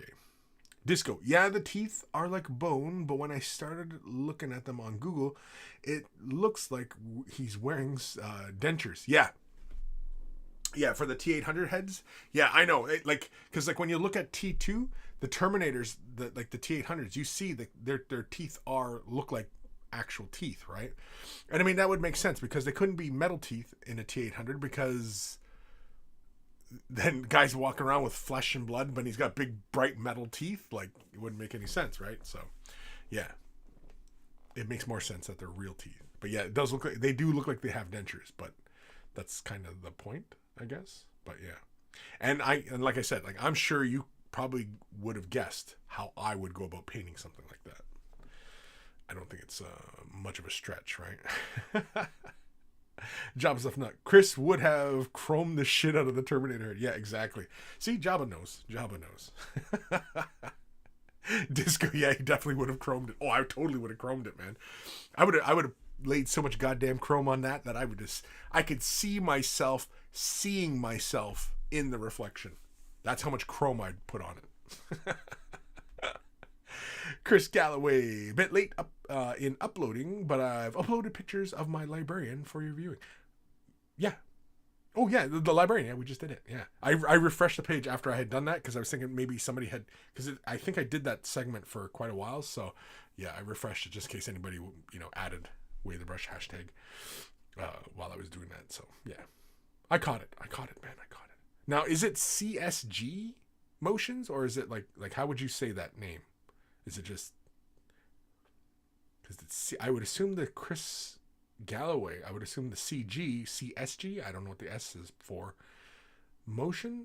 So, or am I completely getting it all wrong? Help me. Help you. TJ, hobby stuff to get done, aka the common term now, pile of shame. No, let me check my notes. We had a vote, and so now it's not pile of shame anymore. It is pile of opportunity. Pile of opportunity. Yeah, I had the notes somewhere. Let me shuffle some papers around here and look like I keep like a news desk here. We're replacing the term pile of shame with pile of opportunity. That's what we're calling it now. Oh, Sophie. Yeah, there we go. See? So, see, Sophie's got my back. Pile of opportunities, you mean? Yeah, exactly. That's exactly it. Pile of opportunity. TJ, projects in waiting, all the same. Yeah, but it's an opportunity. It's a pile of opportunity. TJ, it does sound way more favorable. It does. It does. And because I made a video like a while ago, just a quick little thing. I think it was like for TikTok or something, where we had talked about, you know, it's because it really is our perception of how we perceive these things, and the language we use does have some bearing on how we view, you know, our outlook on these things. And so when we're constantly talking about pile of shame, you know, it has such a negative connotation to it that, you know what I mean? Like, it's like, oh, here's my pile of shame. Oh, it's my pile of shame. And then, you know what I mean? Like, and then you don't care for it because it's like, it's bringing you shame. Why would it bring you shame? Something that brought you so much joy when you first bought it, when you first heard about it, it brought you joy. And then when you're assembling it, it brings you joy. And then when you prime it and you begin painting it, and then when you finish it, it all brings you joy. So how can something that's going to bring you joy be shame, right? It doesn't make sense in the brain, like following the logic of it all, right? So pile of opportunity is a far better way of looking at it, because it's not a pile of shame. Like, I have a huge pile of shame. Previously, I would refer to it as a pile of shame. No longer. It is a pile of opportunity. And I'm going to start probably giving away some of this pile of opportunity. But anyway, yeah, pile of opportunity. Because, again, like, who knows where we can go, right? I can assemble a Space Marine, and I don't have to paint it like a Space Marine. I can paint it like whatever. I could practice new techniques on it. I could do whatever, right? So it's an opportunity to enjoy myself, an opportunity to learn, an opportunity to teach, like so many opportunities. When it's just shame, then you just hide it in the corner and then you forget about it. Because when you associate shame with it, it's like, well, I mean, for any of us who have spouses, and you catch some flack about how much money you're spending on all this stuff, you know, then yes, the shame kind of does seem to aptly fit the descriptor, right? So calling it a pile of opportunity forgoes that and allows you to be proud of this pile, because yeah, I'm going to get to it. I'm going to get to it. Like all my Bandai stuff, I'm going to get to it. It's a pile of opportunity, and it's a pile of joy. Is it shame? No. Have I gotten to it yet? Not quite. I'll get to it when I get to it, Ma. Jeez. Ma. Anyway. Old Man Logan. Yes, pile of opportunity for more shame. An opportunity for more shame? No. Drop the shame. There's no shame in it. The only way that you can associate shame with your big pile of boxes of unassembled, you know, models is if, one, the bills aren't getting paid, two, the bills aren't getting paid, and three, you don't have the money for it, i.e. the bills aren't getting paid, right? So that's the only way it's a pile of shame. That's the only way. Otherwise, it's something that brings you joy, right? Because this is a hobby. And hobby time is supposed to be personal for you to recollect yourself to oh, geez Louise, who dat? Sir Richard Boyle. We'll go by the base here. We'll grab it by the base. There we go. So thank you for subscribing. So yeah, equating it to shame, it just doesn't fit. It's a pile of opportunity. And yeah, it's supposed to bring you joy, whether collecting them, assembling them, priming them, painting them, gaming with them, whatever, putting them on top of your head. I don't care. Whatever brings you joy, whatever helps you get through your work week or school week, or, you know, whatever it is that you do, and you get to sit down and enjoy some hobby time, right? It's all about, you know, bringing some happiness into your life. That's the whole point of a hobby. And yeah, this hobby should bring you joy. It should not be stressful. It shouldn't be painful. It shouldn't upset you, because realistically, a hobby is what you put into it, right? This hobby, you get what you put into it. So if you are really negative about a lot of things, whether it's, previews for stuff and the cost of stuff or the particular look of stuff, or my favorite is when everybody gets all up in arms about women space marines or fucking black space marines, like black skin space marines, or wait, geez, that stuff just cracks me right up, right? So Daniel Overton, welcome. There we go. Dan's like, perfect, man. Got it right in his mouth. So, yeah. Opportunity. Pile of opportunity. Let's drop the pile of shame thing. Okay? Oh, I thought we had settled this like weeks and months ago. But to reiterate, let's drop the idea of the pile of shame. It's the pile of opportunity. Okay? It's a hobby. Hobbies should be fun. Especially since so much is going on in this world that is just really, really fucked up. Some of us really, really need this time to ourselves. Just get like an hour or two of peace. For God's sakes, man, just let me assemble my little plastic soldiers. Let me paint my little soldiers. Let me game with my little soldiers. Let me read a book. Whatever it is. Let me enjoy my hobby. Just give me an hour or two a week, please. That's all I ask, right? I'm sure many, many of you out there are like that. That you just need an hour or two. Just give me an hour or two. Let me enjoy my Space Marines. The rest of the world can fuck off for an hour or two. We'll come back and we'll deal with it. Right? It allows you to recollect yourself. Bring the engine back to zero. Back to first gear. Leave it idling. Right? Then we get back in the race. Right? So it's a pile of opportunity, not a pile of shame. Thoughts form words, and words form thoughts.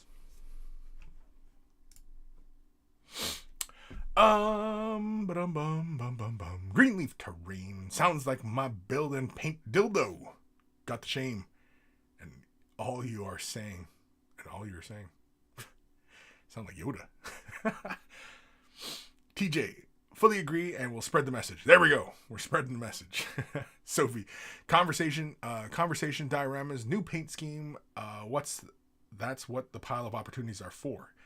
Yeah, exactly, right? Or conversions, dioramas. Yeah, everything, man. It's everything, right? It's like, because the hobby is not just the miniatures, right? It's also the lore, the reading, the audiobooks, the animations, the movies, the whatever it is, right? All the multimedia.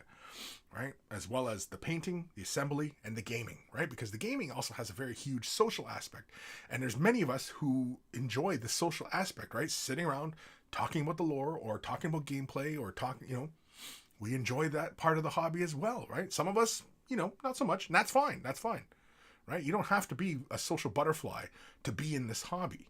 You don't have to be. If you want to sit in your basement, paint your models in peace, take a break from whatever it is stressing you out, school, work, whatever, by all means, take that break. You need the break. Everybody needs a break. Everybody needs a break. Otherwise, we'll just snap and everybody goes fucking crazy and, shoots up a bus station or something, right? So, whatever it is, you need a break and you should take it. You should always take a break. So, that's what these are for. That's what hobbies are for. TJ, during COVID times, it has surely proven to be opportunities indeed. Yeah. Oh, yeah. I would like to know how many people during COVID have taken up this hobby. I would like to know if anybody has any actual numbers to, who's getting into this hobby, what age groups, and, it doesn't have to be like, Games Workshop product related. It could be, Privateer Press or anybody else, I'm just talking about like the hobby in general, right? So, yeah. Excuse me. Old Man Logan. Yes, LOL. Dark Commission. It's a pile of shame if it's still there when you shuffle off the mortal coil in your 90s. Well, when you shuffle off the mortal coil, you don't give a shit about anything anyway. You don't give a shit about shit, right? You're dead. So, there's nothing to worry about. It's your family's problem. And if you didn't get on with your family, then joke's on them.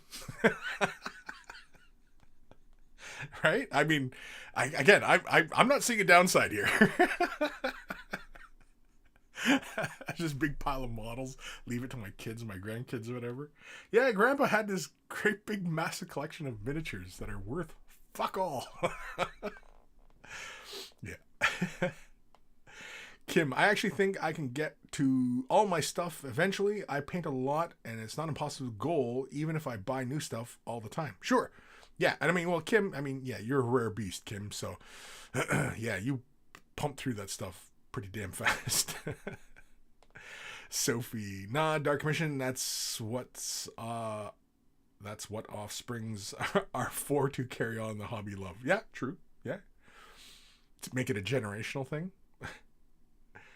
TJ, on top of one's head, imagining a diorama sombrero here. It's a big old sombrero, fucking space marines and shit, right? Tanks and actually, it's not a bad idea. now that I said it out loud, it's not a bad idea actually. Disco, with Ashways pushing $300 US, the new Horse Heresy box to be $350 hundo. Hundo? We're talking hundos now, or more. I'm going to get the Horse Heresy box no matter what. I want that set. Well, I mean, they showed that picture, and yeah, I mean, like, it looks like there's a lot of stuff. Now, the video that I had posted about talking about that picture, a lot of people were talking about, the downsides of stuff. And basically, like, because they were talking about how expensive it was for the box. But, I mean, that box is basically an army in a box. So whenever you've in the past have seen like army deals, they've always been about $400 or $500, have they not? I switched over to the Canadian side of G-Dubs here. I'm just gonna see what Ash Waste is. Oh, that's not a horrible price either. I'm looking at the Canadian site right now, and yeah, it's $360 Canadian, $34 for the map. How much is that fucking book? $40? $35. Fuck, I'm gonna order that. Okay, nobody order it from the Canadian site. Don't fuck me over, people. Oh, Ashway's Tactic cards. Anyway, so $360 for the box. I'm pretty sure the Dark Uprising box was the exact same price. So, yeah, that's not bad. And in fact, if I was to do it by gram of plastic, I would say the Dark Uprising box is probably the better deal. If you're going by weight, pure weight of the box. If I was going to, do a, comparison that way. If I was going to weigh the amount of plastic versus the amount of plastic. I mean, like, if you watch that unboxing, I mean, the sprues are huge. Here, I still got all the sprues behind me here. Hold on. Where's one of the big chunky pieces? There we go. Like, look at this piece. Like, this sprue, look how thick that is, right? This is one of the hab buildings. In fact, I think this is just one building. Yeah, and this is like the base of the building. Like, this is the first floor or second floor, because yeah, I have the feet right here, right? Actually, what does that look like? That looks like something from Star Wars. B-wing. Looks like a B-wing. Anyway. Focus, Kris. Focus. So, yeah. I still have all the train to do. I want to do the train. I don't know if I'll have it ready for when, like, we get back together, Ash and I, to finish off the campaign. But, yeah. Ash got his done, like, in a day. But Ash works really fast, so, yeah. He's not nitpicky like me. It takes me forever. I'm nitpicky. But $360 for the box. I'm pretty sure Dark Uprising was the same price. Yeah, because I bought Dark Uprising, and that was like, I bought my own money Dark Uprising. So, yeah, it's not like I was sent a review copy of that or anything like that. That was. So, yeah, but $300, yeah. Well, US 3.5. So for the Horse Heresy box, yeah. What is that going to cost? I'm going to speculate, just from the amount of plastic that's in that box, or at least what I would expect to be in that box, because like, it's a lot of Space Marines. It has a tank, a dreadnought, and those characters. I would not be shocked if it's $300. I wouldn't even be shocked if it pushed over 400. But 400 might be a little high. Canadian. I'm talking Canadian prices here, people. So, yeah. 400 though. It's pricey. 360 though. I mean, you're like after tax and everything like that, it does come to 400 anyway. Well, Canadian anyway. Because Canada we get fucking taxed to death. But yeah, I think I'm gonna buy this Infantry's Handbook. $35. And if it's got that leather cover, I didn't read it. Does anybody know? Is that an actual leather cover or is it like a fake leather cover? Even if it's a fake leather cover, Fleather? No, pleather. What is that called? The fuck. Anyway. Oh, had some leg. Where the hell am I in these comments here? Disco. Oh no. Dark Commission, episode 379. All I inherited from my dad was a big belly short sight and his pile of shame. Sid Tyler, speaking of animation, was the Exodite any good? I wanted to see the Tau stuff, but I can't be bothered to pay for their app. If you're going to bother with the app, I would strongly recommend getting the annual.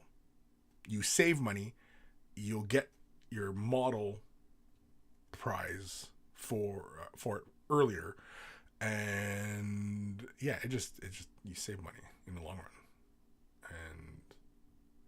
But yeah, was Exodite any good? I liked it. It was too short though. It was too short.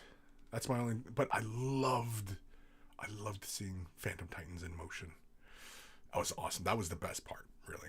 And I was shocked that they actually got Tom Clancy to do the voice of the Elder. That was really cool. The animation and everything that was good. I feel like some areas they were kind of rushed, and some things were not quite felt like they were fully realized. I'm sure, like, I was talking with my son the other day about this because he really likes Warhammer Plus. He loves Hammer and Bolter.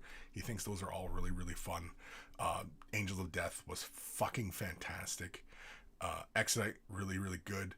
Astartes, well, we had already seen it on YouTube, but we're dying to see the next installment for Astartes because that quality of work is just brilliant, but it takes hours upon hours, especially if you're a smaller studio. And these are all small studios, right?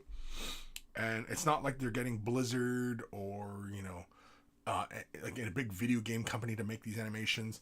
I don't even know who does the promotional ones, like for like Space Marine or like the Indomitus box. Remember when they had that animation for that? Kill Team, they had an animation, right?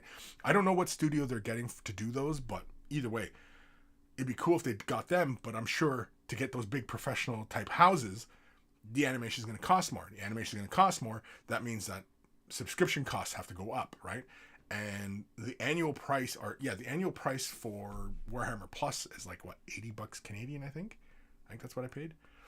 So it's not bad, because like Netflix, anybody paying for Netflix, that shit's expensive. That's like 50% cost more than Warhammer Plus. Plus you have the battle reports, you have access to the White Dwarf Vault, or the Warhammer Vault. You have battle reports, painting tutorials, animations. Oh, and the Lore Master series. I like the Lore Master series as well. I usually don't tune in for YouTube, like lore talk and stuff like that. Mainly because a lot of the presenters, honestly, I find them kind of annoying. Just their inflections, the way they talk. Some of them have heavy accents, and I just can't listen to it. I can't listen to it. I'm sorry. I'm sorry if you're one of those people, but I can't do it. I'm sorry. Because again, I mean, it's the audio quality, whereas like the lore masters from Games Workshop in the Warhammer Plus, that's Wade. Wade has a good speaking voice, and he's got a nice timbre to the way he presents it, and they're well constructed videos. It probably takes a while to assemble those things, but they're well put together videos. And yeah, and so like some of the guys on YouTube, like there's a few YouTubers that do the lore videos. I can't listen to them. Their voices are just great on me, and yeah, it's the kind of sound that I feel like if it was in the room, yeah, it would catch a hand. It would catch a hand. I'm sorry for anybody out there, but they would catch a hand, to be sure.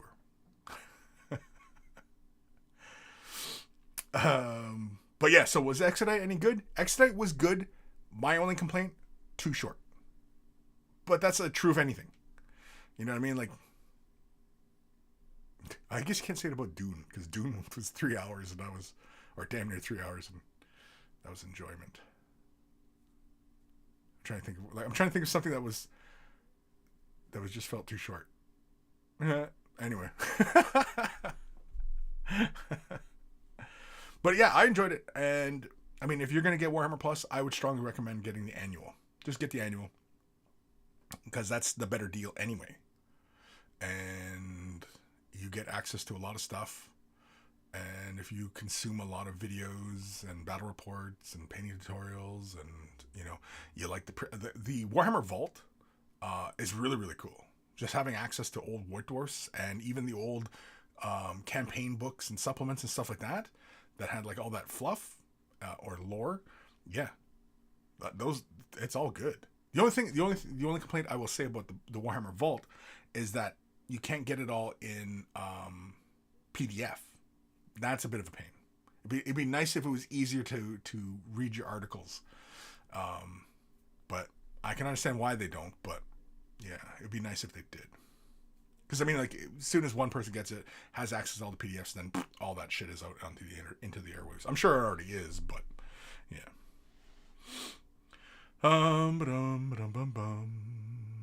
Says Tyler, they're not very consistent with the Tau eyes, though I noticed images from Exodite had the female character with black eye, yellow irises. I think when they are usually red or normal human eyes. I think you only see that Tau, an unhelmeted Tau head. I think you only see it in the first episode.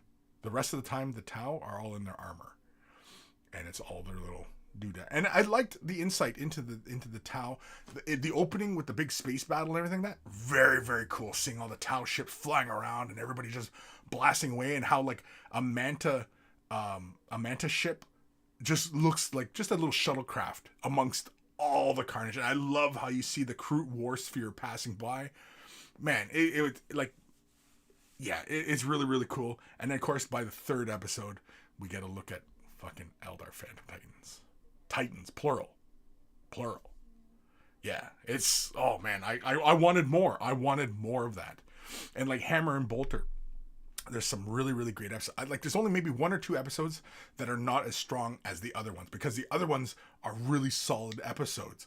And there's like only 1 or 2 that are kind of, they're good, but it's not like the same level as the other ones. But they're still insightful, and they're still entertaining, and they're still good, but they're not as strong as some of the really good ones, Again, me being me, the Eldar one is probably my favorite one, with a close second being the Mechanicus one. Even the Necron one was good too. Man, again, yeah, it's kind of hard. But yeah, Hammer and Bolter, I enjoy Hammer and Bolter. And the only complaint I ever hear people is how the animation. But like anybody who watches anime or any classic cartoons from back in the day have worse animation than these things. So I don't understand what the fuck people are talking about. Because like you watch any Japanese anime, especially these really popular Japanese anime, and it's like fucking 10 minutes of a single frame of a character. Or it's like 2 and they're just jiggling while there's like lines, and it's like, and they're talking, and it's, you know what I mean? Like, you're telling me that is better animation than actually what you're seeing in this show? Like, what fucking morons are having these kinds of thoughts? Like, you have to be a fucking idiot to make that comparison to that one, which is a single frame that's jiggling around. That's better animation than what somebody else is doing here, who's probably a one-man studio versus probably 100 people to make that show, right? Like, again, it doesn't, like, these comparisons don't make any fucking sense. And so, yeah. No, but Hammer Bolter's a good one. Like, a lot of people get, like, kind of really negative about it. I don't understand why. They're telling very interesting stories. They're telling, it's just small little vignette pieces, really, is what they are. And I'm in for it, man. I like it because, again, you know, it's just interesting to see the Warhammer 40,000 universe set to motion, right? It's what we all want. I don't understand how anybody can be negative about it when this is what we all want. You know, it doesn't meet your expectations. Well, you don't have very realistic expectations, right? Because these are very small animation houses, like of probably like a handful of people, compared to the big studios that are making professional animations for big companies. I mean, again, you know, again, it's unrealistic expectations. So anyway, Sid Tyler. They used to be red, kind of like Cad Bane. Oh, like, yeah, they used to be like a solid red.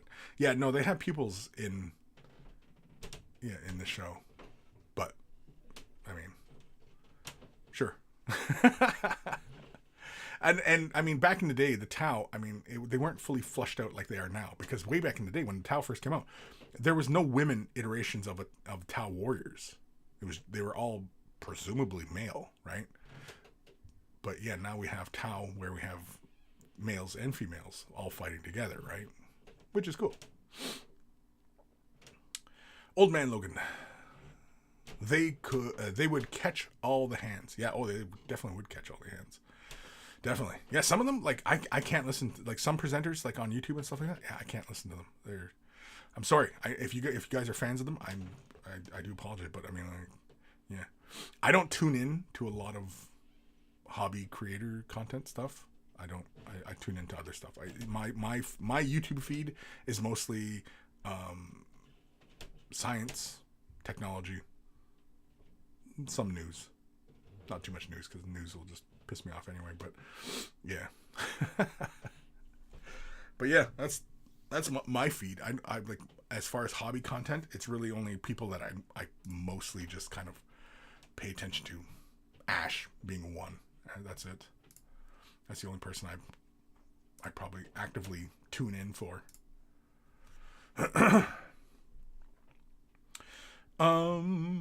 TJ 40K, the new edition trailer. That was too short for me. Could watch that war way longer instead of a tease. Oh, the Horse Heresy one. I've watched that. Like, that one I've watched many, many, many times. It's just fantastic.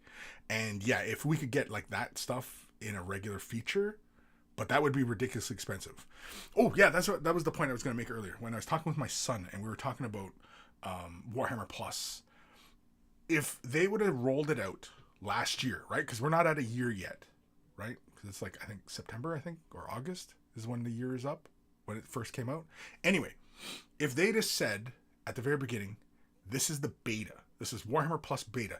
We're going to take this whole year of everybody getting feedback and rolling all this stuff out. If they'd have just said this is a beta and things are going to change as they make progression through it, figure out the scheduling, right? And like get all this stuff down. If they'd have just said that, they probably would have drawn not even a quarter of the negative feedback that they've gotten since launch, right? If they'd have just said this is a beta phase. We're going to take a year for the beta. Although, I mean, like, betas can last for a long time. I mean, like, look at Fortnite. I think Fortnite was a beta for how long, right? So, a beta. They could have. That's the way they should have just rolled it out when they first started rolling it out. Taking everybody's money for it, offering the model for everything, and then of course any hiccups. Hey, it's a beta. We're still working the kinks out, right? And that automatically gives them an excuse to actually fuck up in these kinds of areas where scheduling, missed weeks here and there. This is not available yet. They say this is coming out, but then it doesn't. And you know what I mean? Like, and it also would have allowed them a little bit more leeway time to really kind of solidify their schedule. Because really, I think what their problem is that it's their scheduling of their programs. Not so much how much getting stuff done, because realistically, when a show is finished, it should be banked so that they can roll it out in a timely fashion. And then that way they could have scheduled the whole year kind of thing, right? And any fuck ups, it's a beta, right? If they had rolled it out just like that, yeah, everybody would be watching this shit right now, and nobody would really be complaining, because any complaints would be, well, it's a fucking beta, dummy. Right? It's a beta. They're just working out the kinks because they've never done it before. So you gotta kind of have to cut them a little bit of slack, right? Because I'm sure anybody in their on their teams, I don't know who runs Warhammer Plus, but anyway, I'm sure that those people, there's probably like one veteran who's run something like that with a team of like 5 to 10, 20, who knows, and they're all trying to, work this shit out. I'm assuming. I have no idea. I have no information. I have no idea if any of that is plausible, but yeah. But if they had just said it was a beta, and yeah, any hiccups and stuff like that, oh, it's a beta. Yeah. People would have been, oh, okay, yeah, it's a beta. Okay, keep going. Yeah, this is pretty good stuff for beta. Right? And anyway, I don't make these decisions. Sid Tyler, you have to be a fucking idiot to like anime. No. I'm not saying you have to be a fucking idiot to like anime. I like anime. I've grown up on anime. The first animes I watched was Robotech, right? In North America, we know it as Robotech. In Japan, it's known as Macross. But anyway, Robotech, and then I got into like Vampire Hunter D, Fist of the North Star, right? All these classic animes and mangas. And yeah, I like anime. Don't get me wrong. I like it. I'm not into everything. My daughter's into fucking everything. I don't know. She was watching one that was just a couple young women sitting around a table, and they were talking about ghosts or some shit. And I looked at her like, what the fuck is this? They're just talking away about stuff. And it was like this really weird conversation. I was, what the fuck are you watching? Like, this is fucking weird. But whatever. Anyway, but yeah, no, I don't think you have to be an idiot to watch anime or to like anime. But comparing the quality of work in Hammer and Bolter being, crap. I mean, you see a lot of professional anime and stuff that's streamed all over the world and is widely available and has been hugely popular. And it's a single frame for like minutes on end. And it's just, you know what I mean? The eyes are wide and there's these lines and, you know what I mean? Like, and you want to compare the two. Like, that's barely a comparison. As like, if you're looking at strictly the animation side of things, like just the actual technical aspects of animation, yeah, no, that's ridiculous. It's ridiculous, especially considering that one's a big studio and the other's probably a single creator or a handful of creators that are creating these animations. It's ridiculous. It's all ridiculous. People are ridiculous is my point. Sid Tyler, I think it's just assumed that they weren't easy to distinguish from one another, and there still kind of aren't. Besides the slit in the forehead, Shadow Sun's big ass ponytail is the biggest giveaway. Well, long hair does not make a female or a woman. But yeah, the breather hole, I assume, in the forehead. Yeah, because on the females it's like a Y, and on males it's just a straight up and down, right? Yeah, that's the only distinction really. But yeah, but I mean, honestly, armor. Like Sister of Battle armor does not have to look the way it does. It could look like Stormcast armor, which you can see it's female, but it's not overtly, like a corset or whatever. It's ridiculous. Sister of Battle armor is ridiculous. Yeah, it should look more like the female Stormcast armor. I like this female Stormcast armor. It looks cool. It still looks like a woman's armor. Yet it's not, I don't want to say overly sexualized, but it's not ridiculous. You know what I mean? It's not, I don't know, I'm trying to think like what the term is for it. Because like, for example, like a Space Marine armor, it doesn't sexualize the male form, right? It's not like it's close fitting armor. And so you can see all his big manly muscles, of which we assume a Space Marine has, right? And a Sister of Battle, like her armor comes real close into her waist. Now her armor is supposed to be power armor. Yet, how advanced tech is a Sister of Battle's armor if her armor is supposed to be the same as a Space Marine's armor, right? Like they're supposed to be both powered armor. Yet, big muscular dude, big bulky armor, power armor on a female, really close to the skin. Like, how small is she that her armor is so close to the body, right? It's ridiculous. It's ridiculous. But it's fantasy and it's made up shit, so whatever. Sits Tyler. I'd be surprised if there were more than 10 people. Problem is, Kris, it's kind of shitty to charge for access to a beta. You can. You can charge to it's early access. You can charge for early access. Fucking plenty of places do it. I mean, it's a business, first and foremost, right? So, and I mean, they could either charge you for a beta or you can get microtransaction to death. Take your pick. I mean, if we're going to equate it to, like, you know, video games and such, the video game industry right now is like fucking ridiculous. And it's so, people are just so refreshed when a company just offers one-time payment for their game and you have access to it. Like, people just lose their minds. Like, this is the greatest game ever. Meanwhile, like, what?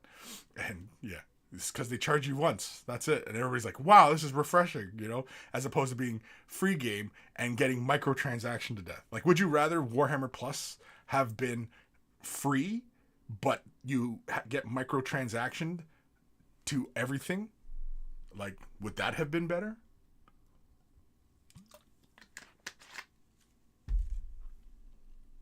Because I'm sure they looked into it.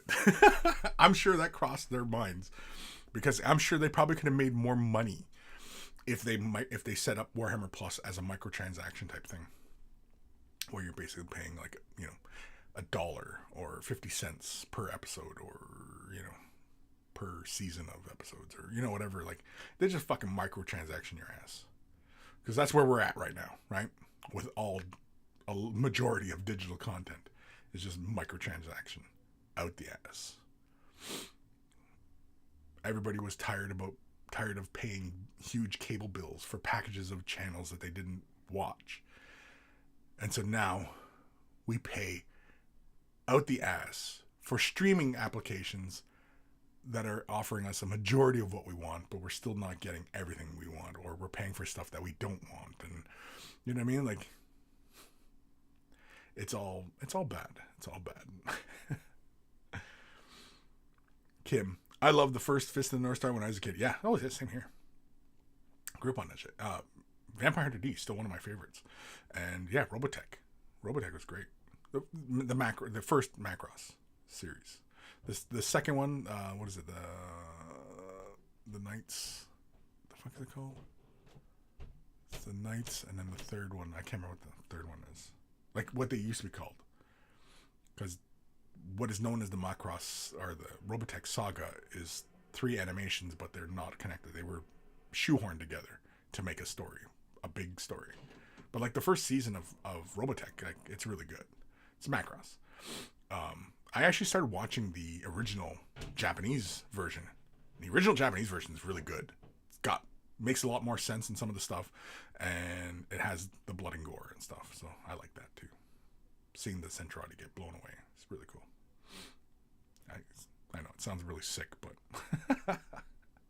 how fucking twisted is that? Oh, you like watching that shit, you fucking weirdo.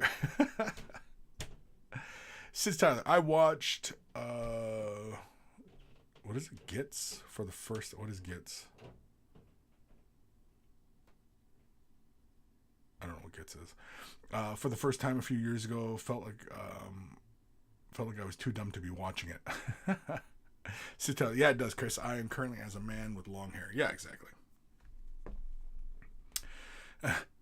Oh, you can tell something is a female by the long hair? Yeah, again, I mean, no, having long hair does not distinguish. TJ, Primaris and spandex. Haha, hell no. Exactly. You know what I mean? Like, again, these comparisons are all ridiculous, and, you know, yeah. I mean, on one hand, you have a group of people. Oh, Ghost in the Shell. Okay, sorry. Yeah, Ghost in the Shell. Yeah, I've watched that one. I watched that many years ago. The first one. Nice. They still make them apparently, but yeah. I was gonna say, yeah, they make these comparisons of, you know, wanting realism out of Warhammer 40,000 and then not wanting it. Don't involve real world stuff. Yeah, we want real world stuff. You know what I mean? Like it's... And so basically what ends up happening is you end up ruining the whole thing. Not that Warhammer 40,000 is in danger of being ruined. Far from it. I just think that, honestly, and I'm going to speak honestly here, as opposed to all the lies that I said earlier. I'm going to speak honestly here. I think Warhammer 40,000, I think the designers and the writers and stuff like that need to stop listening to the community. Stop listening to everybody. Make the stories that make sense within the universe. Even though all that doesn't really make a lot of sense. But stop listening to the community. Just stop. Stay true to the original vision of the source material. And do that. Don't listen to the community.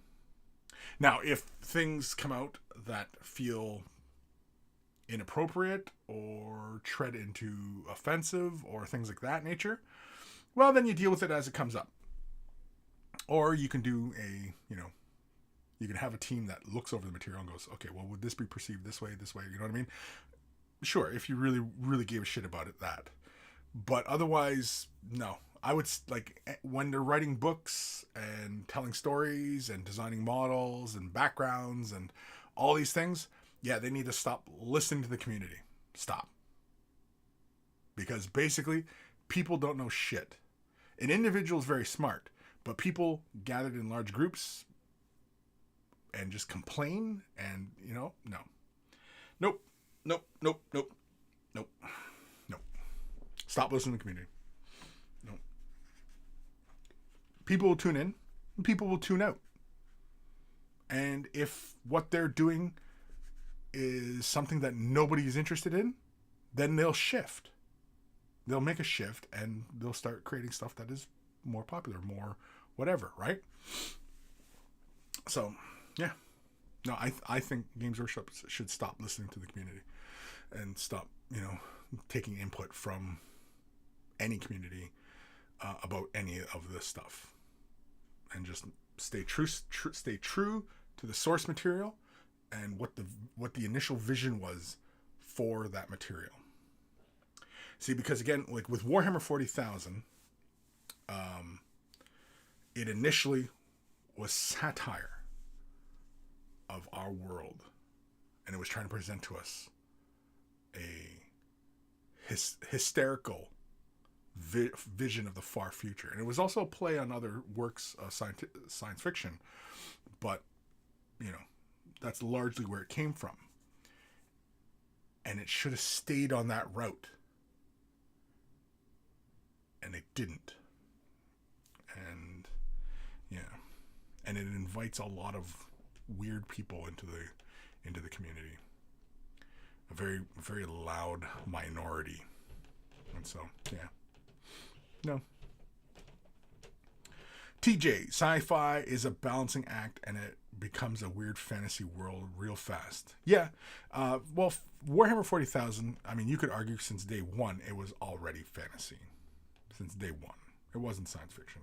It's fantasy. It's science fantasy, or whatever the hell you want to call it, I guess.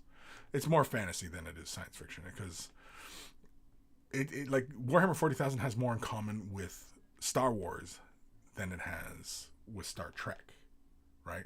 Because those are the two big franchises that we often judge things against, right? As far as like sci-fi type of content is concerned, is it more like Star Wars, where Star Wars, right, is in some sort of universe where you have spaceships and laser beams, but there's no explanation, and it offers none and gives none as far as how things work, because that's not the point of the stories, right? The stories is about the characters.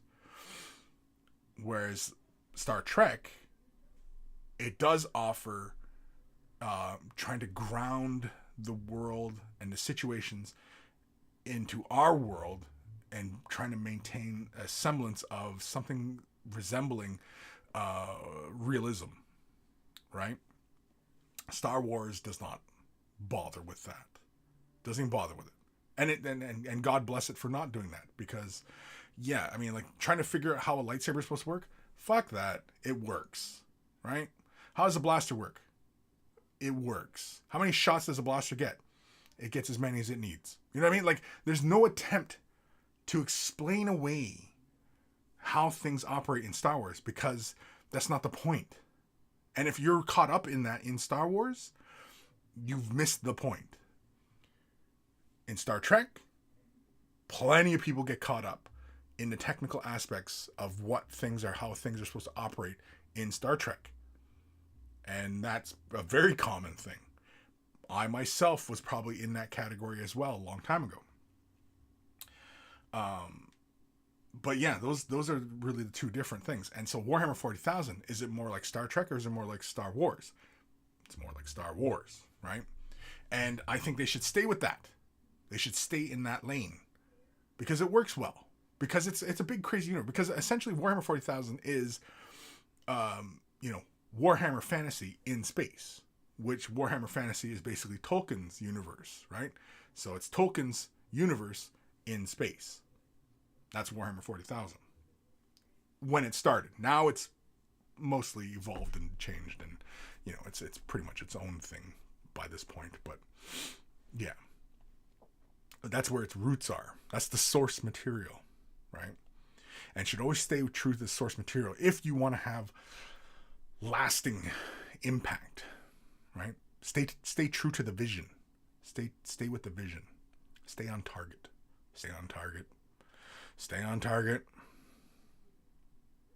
Sophie, if you don't like the fantasy or science fiction aspects of Warhammer, don't be in the hobby. Do a different war game. There's a few out there. Yeah, exactly. I mean, Warhammer isn't the only hobby or sci-fi universe. I mean, like, there's plenty. So yeah, find whatever makes sense to you. Andrew Monpetit. Space opera is a term I'm familiar with for sci-fi fantasy. Space opera? Sure. I mean, like a space opera. It's an opera. It's overly dramatic, I guess. I mean, it can describe Star Wars, but really, like an opera? I don't know. Sure. But yeah. Warhammer 40,000, though, has more in common with Star Wars than it does Star Trek. And that's fine, right? Because, again, lots of people love Star Wars. Lots of people love Star Trek. And lots of people love Warhammer 40,000. And these are all fine. These are all good things, right? Because as people love it and stick with it and enjoy it and, consume whatever it is, they'll make more. And they'll tell new stories and give us new things. And, you know what I mean? Like, and it just keeps going. TJ, let's not forget, favorite of mine, Starship Troopers. Yes, well, Starship Troopers obviously is a huge influence on Warhammer 40,000. Basically just the dangers of fascism. Because essentially that's what Warhammer 40,000 in the beginning, that's what it was. It was the dangers of fascism. And all the other isms. And then somewhere along the lines, the message... Oi, geez Louise. Who dat? Richard Hooker. Welcome. Thank you for the follow. Or subscribe. Whichever it is. Welcome. Oh, it's already gone. Oh, it's already gone. Damn it. Anyway. Oh, shit. We haven't even done the emails yet. Oh my God. It started 2:30. We're 25 minutes OT. Jeez Louise. Ranting and raving about Star Wars and Star Trek and this and that. Andrew, oddly, the book Starship Troopers was pretty hard sci-fi. Yes, it was. Yeah, it's sci-fi. Because, see, I always argue that good science fiction will often tell a relevant story to our own times. Right? It's grounded in sci-fi. It's like good science fiction is always kind of grounded in realism. There's that very strong element of realism that our own world, this is where we're heading, right? Because sci-fi is always a great place to tell cautionary stories for our own times, which is why Star Trek became so popular, because they were dealing with all these concepts back in the 60s, and they were, getting the conversation rolling, even though a lot of people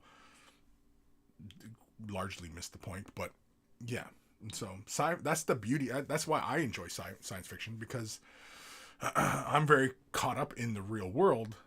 And yet, how do we have these conversations about these issues that continue to plague humanity, which continue to hold humanity back, right?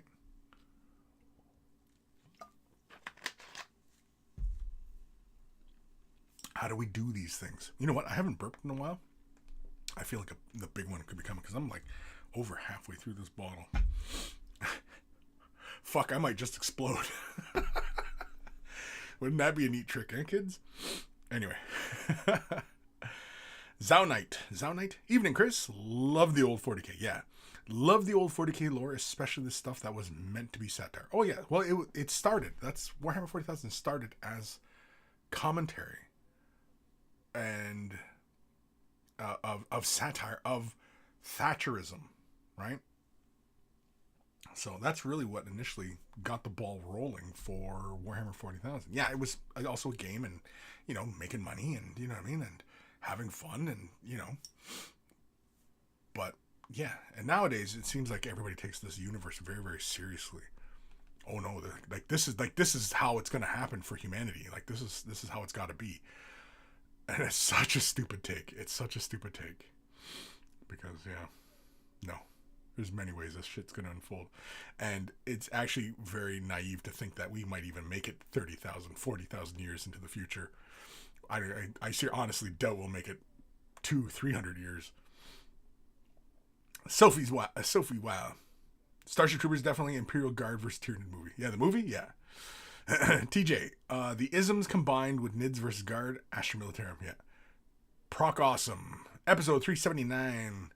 Where we find out sci-fi is reality with one minor or major change. Yeah, well, that's it, right? That's what sci-fi is. Sci-fi is a vehicle to tell poignant stories, relevant conversations about the human condition, and explore ideas of the human condition in a format that doesn't challenge the normies. That's the brilliance of sci-fi. You only have to look at the original Star Trek TV show to see what I'm talking about. Of course, you can go read the classic literature, of course. Anything by Asimov, Bradbury. Who's another famous one? Well, Herbert. But anyway, point being that, yeah, these are the vehicles to have these conversations, right? That's the beauty of science fiction, which is why I like science fiction. Fantasy, like Tolkien, like Lord of the Rings, elves, mountains that talk, and shit like that. Like that kind of stuff. I mean, it's fun, but it doesn't challenge you. Where's the challenge of the human condition in The Hobbit? In The Hobbit, where's the challenge to the human condition? Where's the challenge to concepts and conventions, right? In The Hobbit. Anybody who's fluent in The Hobbit, let me know. Proc Awesome. Garden of Rama is pretty good. Learned a lot about humanity. I'm not familiar with that one. Send me a link. And if you're in the Discord or anything like that, yeah. Anyway, okay, let's jump over to the email side of things. Let's just run with this one. If you are wearing headphones, turn them up or down, because here it comes.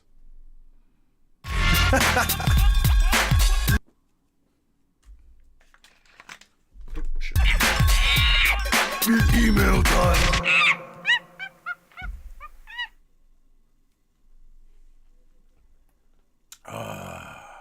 Oh, it's done. I don't hear it. I only see the indicator going that the music's playing. But anyway.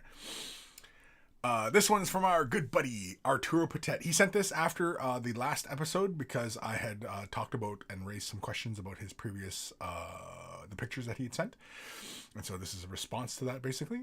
Watching the last episode, late as always, found out the chat is, as wise it is, amazing. The answer to the question is yes. The Marine from last week had a power fist from the Adeptus Titanicus Knights kit. Now, thinking that this is a painting show, I've attached some pictures of my Titanicus Knights, not well painted, and with serious priming troubles. A bad batch of spray paint ruined most of the small knights. A close-up of my 15mm Imperial fist. I sculpt miniatures since 1992. Really, you sculpt? Nice. And a couple of my dragons now painted, just to show that 30 years of practice and 30 years of learning from failures can achieve. My regards to you and all the monkeys, Arturo Patet. The fifth? Are you the fifth Arturo Patet? Really? There was 5 of you sons of bitches? I'm just being a dick. God damn, there's 5 of them? Anyway. Oh, this is a tiny little space marine. Is this a tiny little space? Is this like an epic space marine? This is pretty damn cool if this is a small little guy, because that looks like a knight behind you. Or is this a regular space marine, just pretty heavy on the primer? No, that's goddamn epic. Goddamn, that's pretty damn good work. It kind of has like lightning going on. That's really cool. Or is that a marble? Yeah, I like these tiny little space marines. What'd you do? 3D print them up? Is that what you did? Is that what you did? Anyway. Oh! Look at this. Holy shit, look at this dragon. Love the wings. Have we seen this before? But not painted? Was this in a picture of yours, like, a long time ago?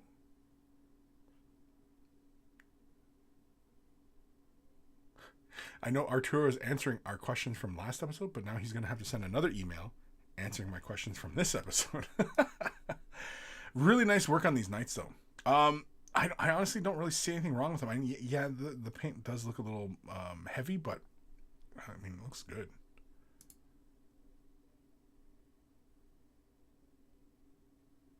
Really awesome work on the checkers. Man. Because these dudes, they're only, what, the size of like a space marine, right? That's some really good work on those checkers.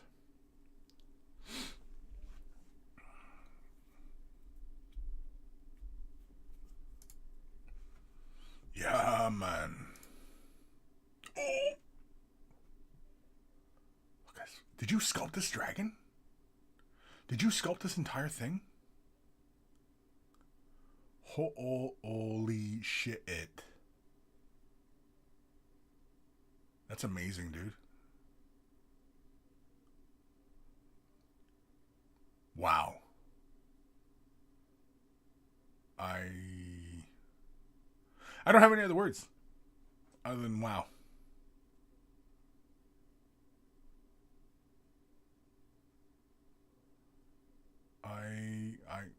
I've got nothing, man. I'm thoroughly impressed. And 30 years of sculpting. Yeah, man. I'll be honest with you. I don't even think 30 years I could get to that. That's really good, man. Oh, is that it? Oh, I wanted more. I wanted more pics, man. That's some really fantastic work, Arturo. That's really awesome. Thank you for sending that in. Very, very awesome stuff. Yeah, Tiamat, yeah. Zaunite. Exploring the human condition is what Trek has done brilliantly. Arthur C. Clarke, yeah. Asimov, among others, have it masterfully as well. Yeah. Yeah. Star Trek, yeah. I mean, like, that's just a great example of good science fiction, right? Because, like, good science fiction will always engage the higher portions of your brain, right? And make you ponder the elements in your own life, in your own world, in your perception of how things are commonly talked about and commonly thought about, right? And challenging norms is a good thing. I know a lot of people think that that's probably a bad thing, but no, it's a good thing to challenge the norm. I'm not saying, burn down buildings and complete anarchy. I'm not talking about that. That's like giving one response does not mean it validates the other one. I mean, it's not an either or kind of situation. Challenging it means calling it into question, having it account for how it performs. Does it perform well? Does it perform poorly? Does it do its job? Is it not doing its job? That's challenging norms. That's challenging them. This thing built, this thing created. Does it hold water? Right? That's challenging norms. Good science fiction does that. It helps start that conversation. Proc Awesome. Linked Garden in Disc if you guys are interested in getting those brain wrinkles going. Yeah. Oh, did you in Discord? Yeah. Okay, cool. Thank you, Proc. Yes, awesome. Proc Awesome. There we go. As the name would suggest. All right, this next email is from our good buddy Disco Duke. Hey Kris, hope you're well. Thought I'd drop you an email on this little side project I'm working on. I'm creating a gallery of heads. Oof, that sounds grim. And helmets of various films, TV, and historical figures. I've done the T-800 from Terminator, and as opposed to the T-800 from the Flintstones? Like, the T-800 from Terminator. Anyway, terrible joke, I know. I've also just completed the Spartan helmet from the Battle of Thermopylae. The bronze was done by sponging over various golds and bronzes, and verdigris was the Citadel Nalic Oxide. Next in line is the Red Emperor's Royal Guard from Star Wars, and then also Magneto from X-Men. Ooh, Magneto, that sounds fun. Then I'll also be doing the usual crew from Star Wars, Boba Fett, Vader, Stormtrooper, TIE Fighter pilot, etc. Then, whoever else takes my interest. If you've got any ideas, please let me know. I considered Joker and some of the other superheroes, but if you've got anyone out of the ordinary, then I will open to ideas. Thanks, as always, Disco Duke, aka Dave. And so let's have a peek. Oh, look at that. Oh, let me switch cameras there. There we go. Oh, I like the texture you got on the metal. Yeah, and you sponge different metallics, eh? And a little bit of verdigris. Yeah. I think I would darken up the interior. I don't know if it's just the light, the way it looks, but yeah, I would darken that interior, like the inside of the helmet, just a little bit. Yeah, I like the verdigris.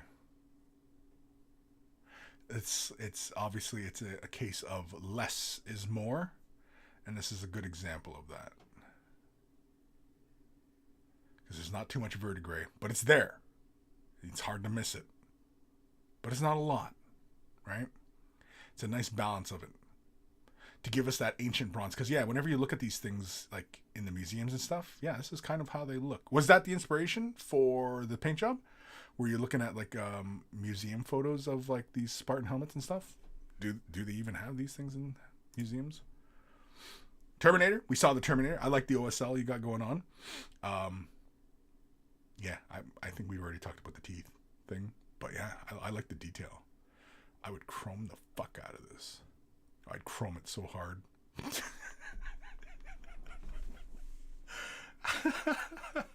Yeah, we had to take it somewhere creepy. Yeah. Yeah. You know what? Oh, you know what? All right. This is minor, but your OSL on the back corner of the eye. I don't think light would gather there. Under the eye, directly under the lens, and above on the brow, yes, I would have tapered that off. So it was a little bit more intense right directly under the lens, and then taper off into metal out towards the edges of the cheekbone. And the corner of the eye, right, and the inside closest to the nose, I would have left those blank. And just done directly above. And in fact, I probably would have done more on the upper brow as opposed to the lower eyelid space, right? Again, it's all how you want to, create that OSL look, but yeah. If you do another one, I'm not saying change your paint job. I'm just saying you do it again, yeah. Because like in the back here where you have that red, the light really wouldn't gather there. But the light would gather intensely here, and it would taper off out towards these edges, right? If that makes sense, Disco. If that makes sense. If it doesn't make sense, then we'll have to figure another way to explaining it. But yeah. Oh, that was it. Okay. I thought I had more emails. Nope. So, yeah. Very, very cool. Thank you guys for the emails. And yeah. TJ, challenging the norm can be done politely by using words. Sadly, we need more and more less polite examples. Yeah, I mean, like, see, the thing, won't Smith.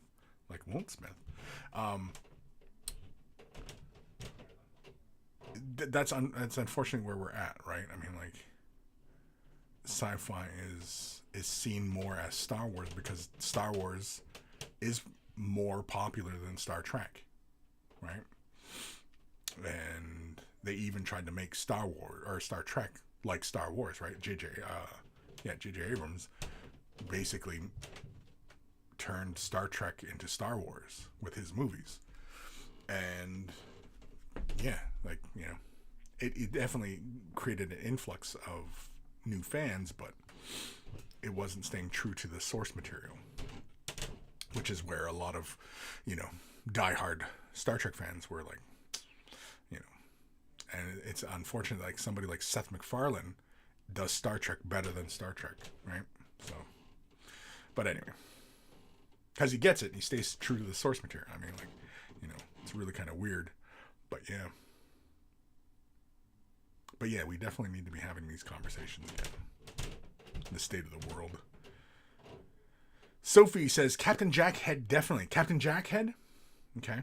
Well, I think he's doing helmets, so I don't know if you want Captain Jack's head, unless, of course, you want Captain Jack's head. Like, it looks like he got clipped off and they stuck his head on a pike. In which case, that's fucked up, Sophie. That's really fucked up, Sophie. But I'm not going to judge. But that's fucked up. How fucked up is that fucked up? Fucked up. Proc Awesome. Is the green a technical on that helm? Yes. He mentioned it in his email there. It was Nilic Oxide. It's that GW technical. Yeah. And it's just, he probably just put it just in little spaces, and anywhere it was too intense, he probably just wiped it away, or he responged metallic on top of it. I don't know what his process was, but I'm imagining it's somewhere in that kind of range. TJ, it's a metallic surface, so it would reflect some backwards. No. No. In fact, I mean, if you look at a picture or a still from Terminator, a T-800, okay, and like a scene from like the movie, yeah. Here, let's look at this one here. Is this from the movie? Yeah, here we go. Here's a really good example. Now, again, I don't know if this one is digitally altered or what, but yeah, look at it on the far right. See how the eye? Now, the only reason why you would see an ambient glow around the eye is because, like, say, for example, this image. Oh, that's too small. Let's say this one here. Yeah, that's pretty good. So something like that. That's because that's within the camera. But the light does not actually gather there. That's because of that intense glow all around, universally around the eye. That's because of the camera catching that light. Right? Whereas... Yeah, see, like here's a good example. I think this is a picture from like the statue. See how the light is gathered on the lower eyelid and the upper brow, but see in the corners of the eye? Well, I guess it does gather a bit in the nose, but I think that's from perspective, though, where you see that light reflecting. But on the corners of the eye, you don't see any light gathering there because the light does not travel backwards. But for light to gather on that space, light would have to be shown onto it, right? Is there any other examples of actual? Yeah, see like this here. Yeah, the one on the right. Yeah, that's an intense glow. That's just because of the camera. That's CGI. But see in the CGI, see in the corners of the eye, it doesn't really gather. It gathers actually quite a bit in the nose though. But yeah. But anyway, yeah. So again, it is entirely what you're looking to replicate. Like, are you wanting to make it look like you're looking at it through a camera lens? In which case, because usually whenever we're talking about OSL and stuff, it is usually kind of within that same conversation that we're talking about the overall glow and creating the glints. Like you'll see like people painting the glint of light on a surface, right? And that's because you're looking at it through an imaginary camera lens, right? And you'll see those glints because our natural eyes don't see those glints that way. If we wear glasses, we'll see those glints quite a bit because the glasses are a filter that scatter more light, and that haze around a light source is light scattering, right? And so the more things that you have interfering with the scattering of light, the more persistent it becomes. But our eyes naturally do not perceive it in that fashion. It's just a direct light source. The source of the light is coming straight to our eyeballs, and our brains are processing it that way. So, yeah. But anyway. Disco. Yeah, I get you, Kris. OSL is something I really struggle with. I'm going to try to keep practicing. Sometimes I seem to hit it right, and other times not so much. Yeah, no, I mean, it's all practice. But I mean, the thing to always remember is light travels in one direction, right? Yes, it can bounce off surfaces and such, but that's a different aspect altogether. And in fact, you start to see more of that now, the reflected light on things, right? Like, for example, a really good example is the latest Slayer sword winner from Adepticon this year. That's what that underlighting is that you see on the flesh. He's painting that reflected light, and that's what's going on there. That adds another layer of depth to it. Proc Awesome. Didn't Seth want to do Star Trek, but they wouldn't give it to him? Yeah, that's what I heard. I'd heard he wanted Star Trek. They didn't want to give it to him, and so he made his own Star Trek, and he did Star Trek better than Star Trek, which is funny. But yeah, because Orville is a great show. It's a good show. It basically, you could basically swap those characters around, and that is Star Trek Next Generation, or somewhere in that universe, like Star Trek Next Generation type universe, right? That's how it feels anyway. And the tone of it as well. Obviously it's a lot lighter because it's Seth MacFarlane, so there's more jokes, but he also manages to have to deal with a lot of difficult subjects in his show. Orville, true fashion of Star Trek, deals with actual social issues. That's what again, good sci-fi does. And yeah, that's why Orville is so popular and so good, because yeah, he's talking about some real shit. It's not just spaceships and laser beams. We're talking about some real shit there. Star Wars doesn't talk about that real shit, and that's why when you start having these trying to get into more deeper subject matter, everybody goes, "Oh, it's fucking woke. Oh, Star Wars is going woke." It's so stupid. It's so stupid. And people making this woke argument is fucking retarded. Anyway. Sophie can do a headscarf and hat, not chopped head. Oh, I guess. TJ, at the end, we tried to fool the eye into believing a glow, right? Yes, it is. But I mean, but it also is see, when you see people doing it wonderfully, is because they're taking a pretty picture of it at a fixed angle. And when you rotate your subject matter around, the way it was intended to have those colors and the placement of colors, it only works from a few angles. It only looks right. And then once you change a lot of those viewing angles, the effect no longer works. Like non-metallic metal is kind of like that. It's once you start viewing it from other angles, the effect is lost. It doesn't look like metallic. You don't perceive it as metallic anymore. You're perceiving it as just one color or the other, essentially. Sophie, Orville is how Discovery should have been. Yes. Oh, yeah. No. Orville shouldn't have never been made. They should have gave Seth MacFarlane Star Trek. They should have let him make Star Trek. And Star Trek would have been great again. But they didn't. Because they saw what J.J. Abrams did, and they wanted... Because they thought that was the way they were going to see more success. And that wasn't the route. Because the fans weren't going to turn up for it. Because Star Trek fans want deeper storytelling. Star Wars fans want lightsabers and laser beams. And that's fine. If that's what you're there for, right? Which is why, when you start trying to get deeper into Star Wars, that's why everybody starts fucking crying about wokeness. When Star Trek was already about that right from day one. You can't claim Star Trek is going woke, because Star Trek was always woke. It started off as woke. It was woke before woke was even some sort of rhetoric term. Eric Fountain. They need to make more episodes of Orwell. Definitely. Disco. Gotta go, guys. Model Night and beers await. Catch you all soon. Thanks for the tips, Kris. Yeah, no problem, dude. You know what? Yeah, we're near the end. Oh, shit. We never even named the episode. Okay, go. Episode names. Go.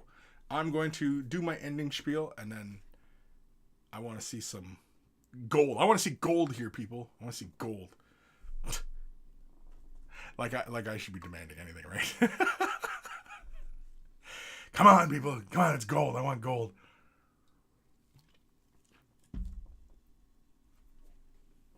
If you're brand new to this hobby, you want some help, maybe you need help with terminologies, technique, color schemes.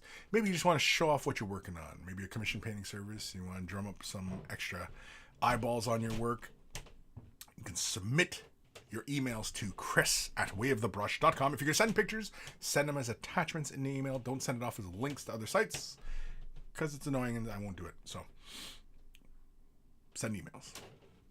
It is in the description below, as well as a link to wayofthebrush.com. Central hub of all this silliness has the links to all the social medias, as well as Discord. Join us on Discord. It's a lot of fun. We keep the conversations rolling there. And so join us on the Discord. Of course, only one rule in the Discord. Don't be a dick. That's it. That's the only rule. Don't be a dick. Pretty easy, I would think. Also, in the description below is links for t-shirts. Want to get yourself a t-shirt? Look like a connoisseur of all that is good and holy in this world? They're wearing a Way the Brush t-shirt. And if you purchase yourself a shirt, send a picture of yourself in your shirt, and I will add it to the Monkey Shrine, which is also at wayofthebrush.com. And of course, you'll find a link for Patreon. Huge thank you to all my patrons. Without your support, this channel would not be able to continue to do what it is that I do. And so a huge thank you to all my patrons for their support and their continued support, and to all the brand new ones as well. A huge thank you.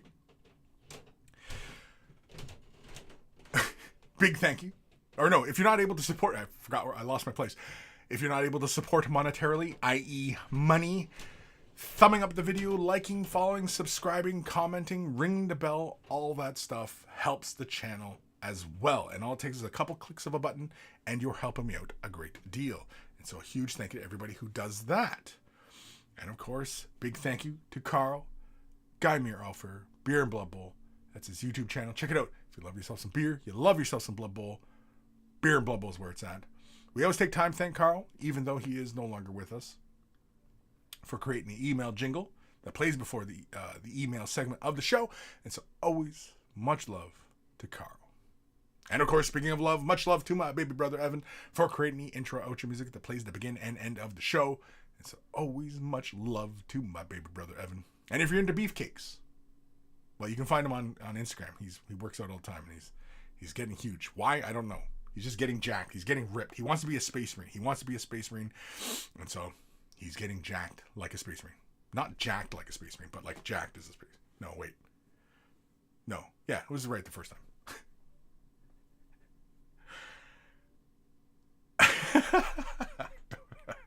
I don't know where I was going with any of that, but anyway. Proc Awesome. Episode 379. Petition for more episodes of Orville. Interesting. Kim. Ash Waste and other Saturday shit. That's actually not bad. TJ. Golden Miniature World Logic. I don't even know what that means. Andrew Monpetit. The Science of Fantasy. Oh, that's almost clever. That's a little bit. That's a little highbrow, I think, for this audience. Yeah, Proc Awesome. Oh, I like that. Sophie, Kris will make you sound evil. How will I make you sound evil? Because of the way I read the last email? Is that what you're saying? No, I like that. The Science of Fantasy. I like that. It's a little highbrow. It's a little highbrow, but I like it. I like to have that air of yeah, we talk about we take our shit pretty seriously around here. We talk some Warhammers, and we take it seriously, because we're intellectuals. Meanwhile, we're talking dick and fart jokes all day long, but yeah, anyway. So Andrew, yeah, you win. The Science of Fantasy. That's today's show. You win. Also, I'm not sure if I've ever read the name Andrew Monpetit. So, and if I have, well then, welcome back. If I haven't, welcome. And if you've been a long-time viewer and I've read your name many times, then great to meet you. Proc Awesome. Our brow is higher than thou. Oh, that's a good one too. Save that one. Save that one for next week. Save that one for next week. Our brow is higher than thou. Because you can interpret that pretty couple ways, right? Because it's highbrow, or it's higher than thou, we're holier than thou, or because we're high, man. All right, let's get the hell out of here. Let's go enjoy the rest of our day or night, whichever it is for you. Maybe it's morning. Either way, be sure to take care of yourselves. Take care of your mental health. Take care of your physical health. Take care of those around you. Take care of your communities. Stay strong. Take the time for yourself. Don't feel guilty about taking time for yourself. Everybody needs a little bit of time. Self-care. Self-care, man. It's all about self-care. And this hobby is one of those tiny little aspects of self-care. You can view it that way. And remember, it's not a pile of shame. It's a pile of opportunity. And take care of your brushes. They'll take care of you. And I will see you guys later. I'm Ron Burgundy.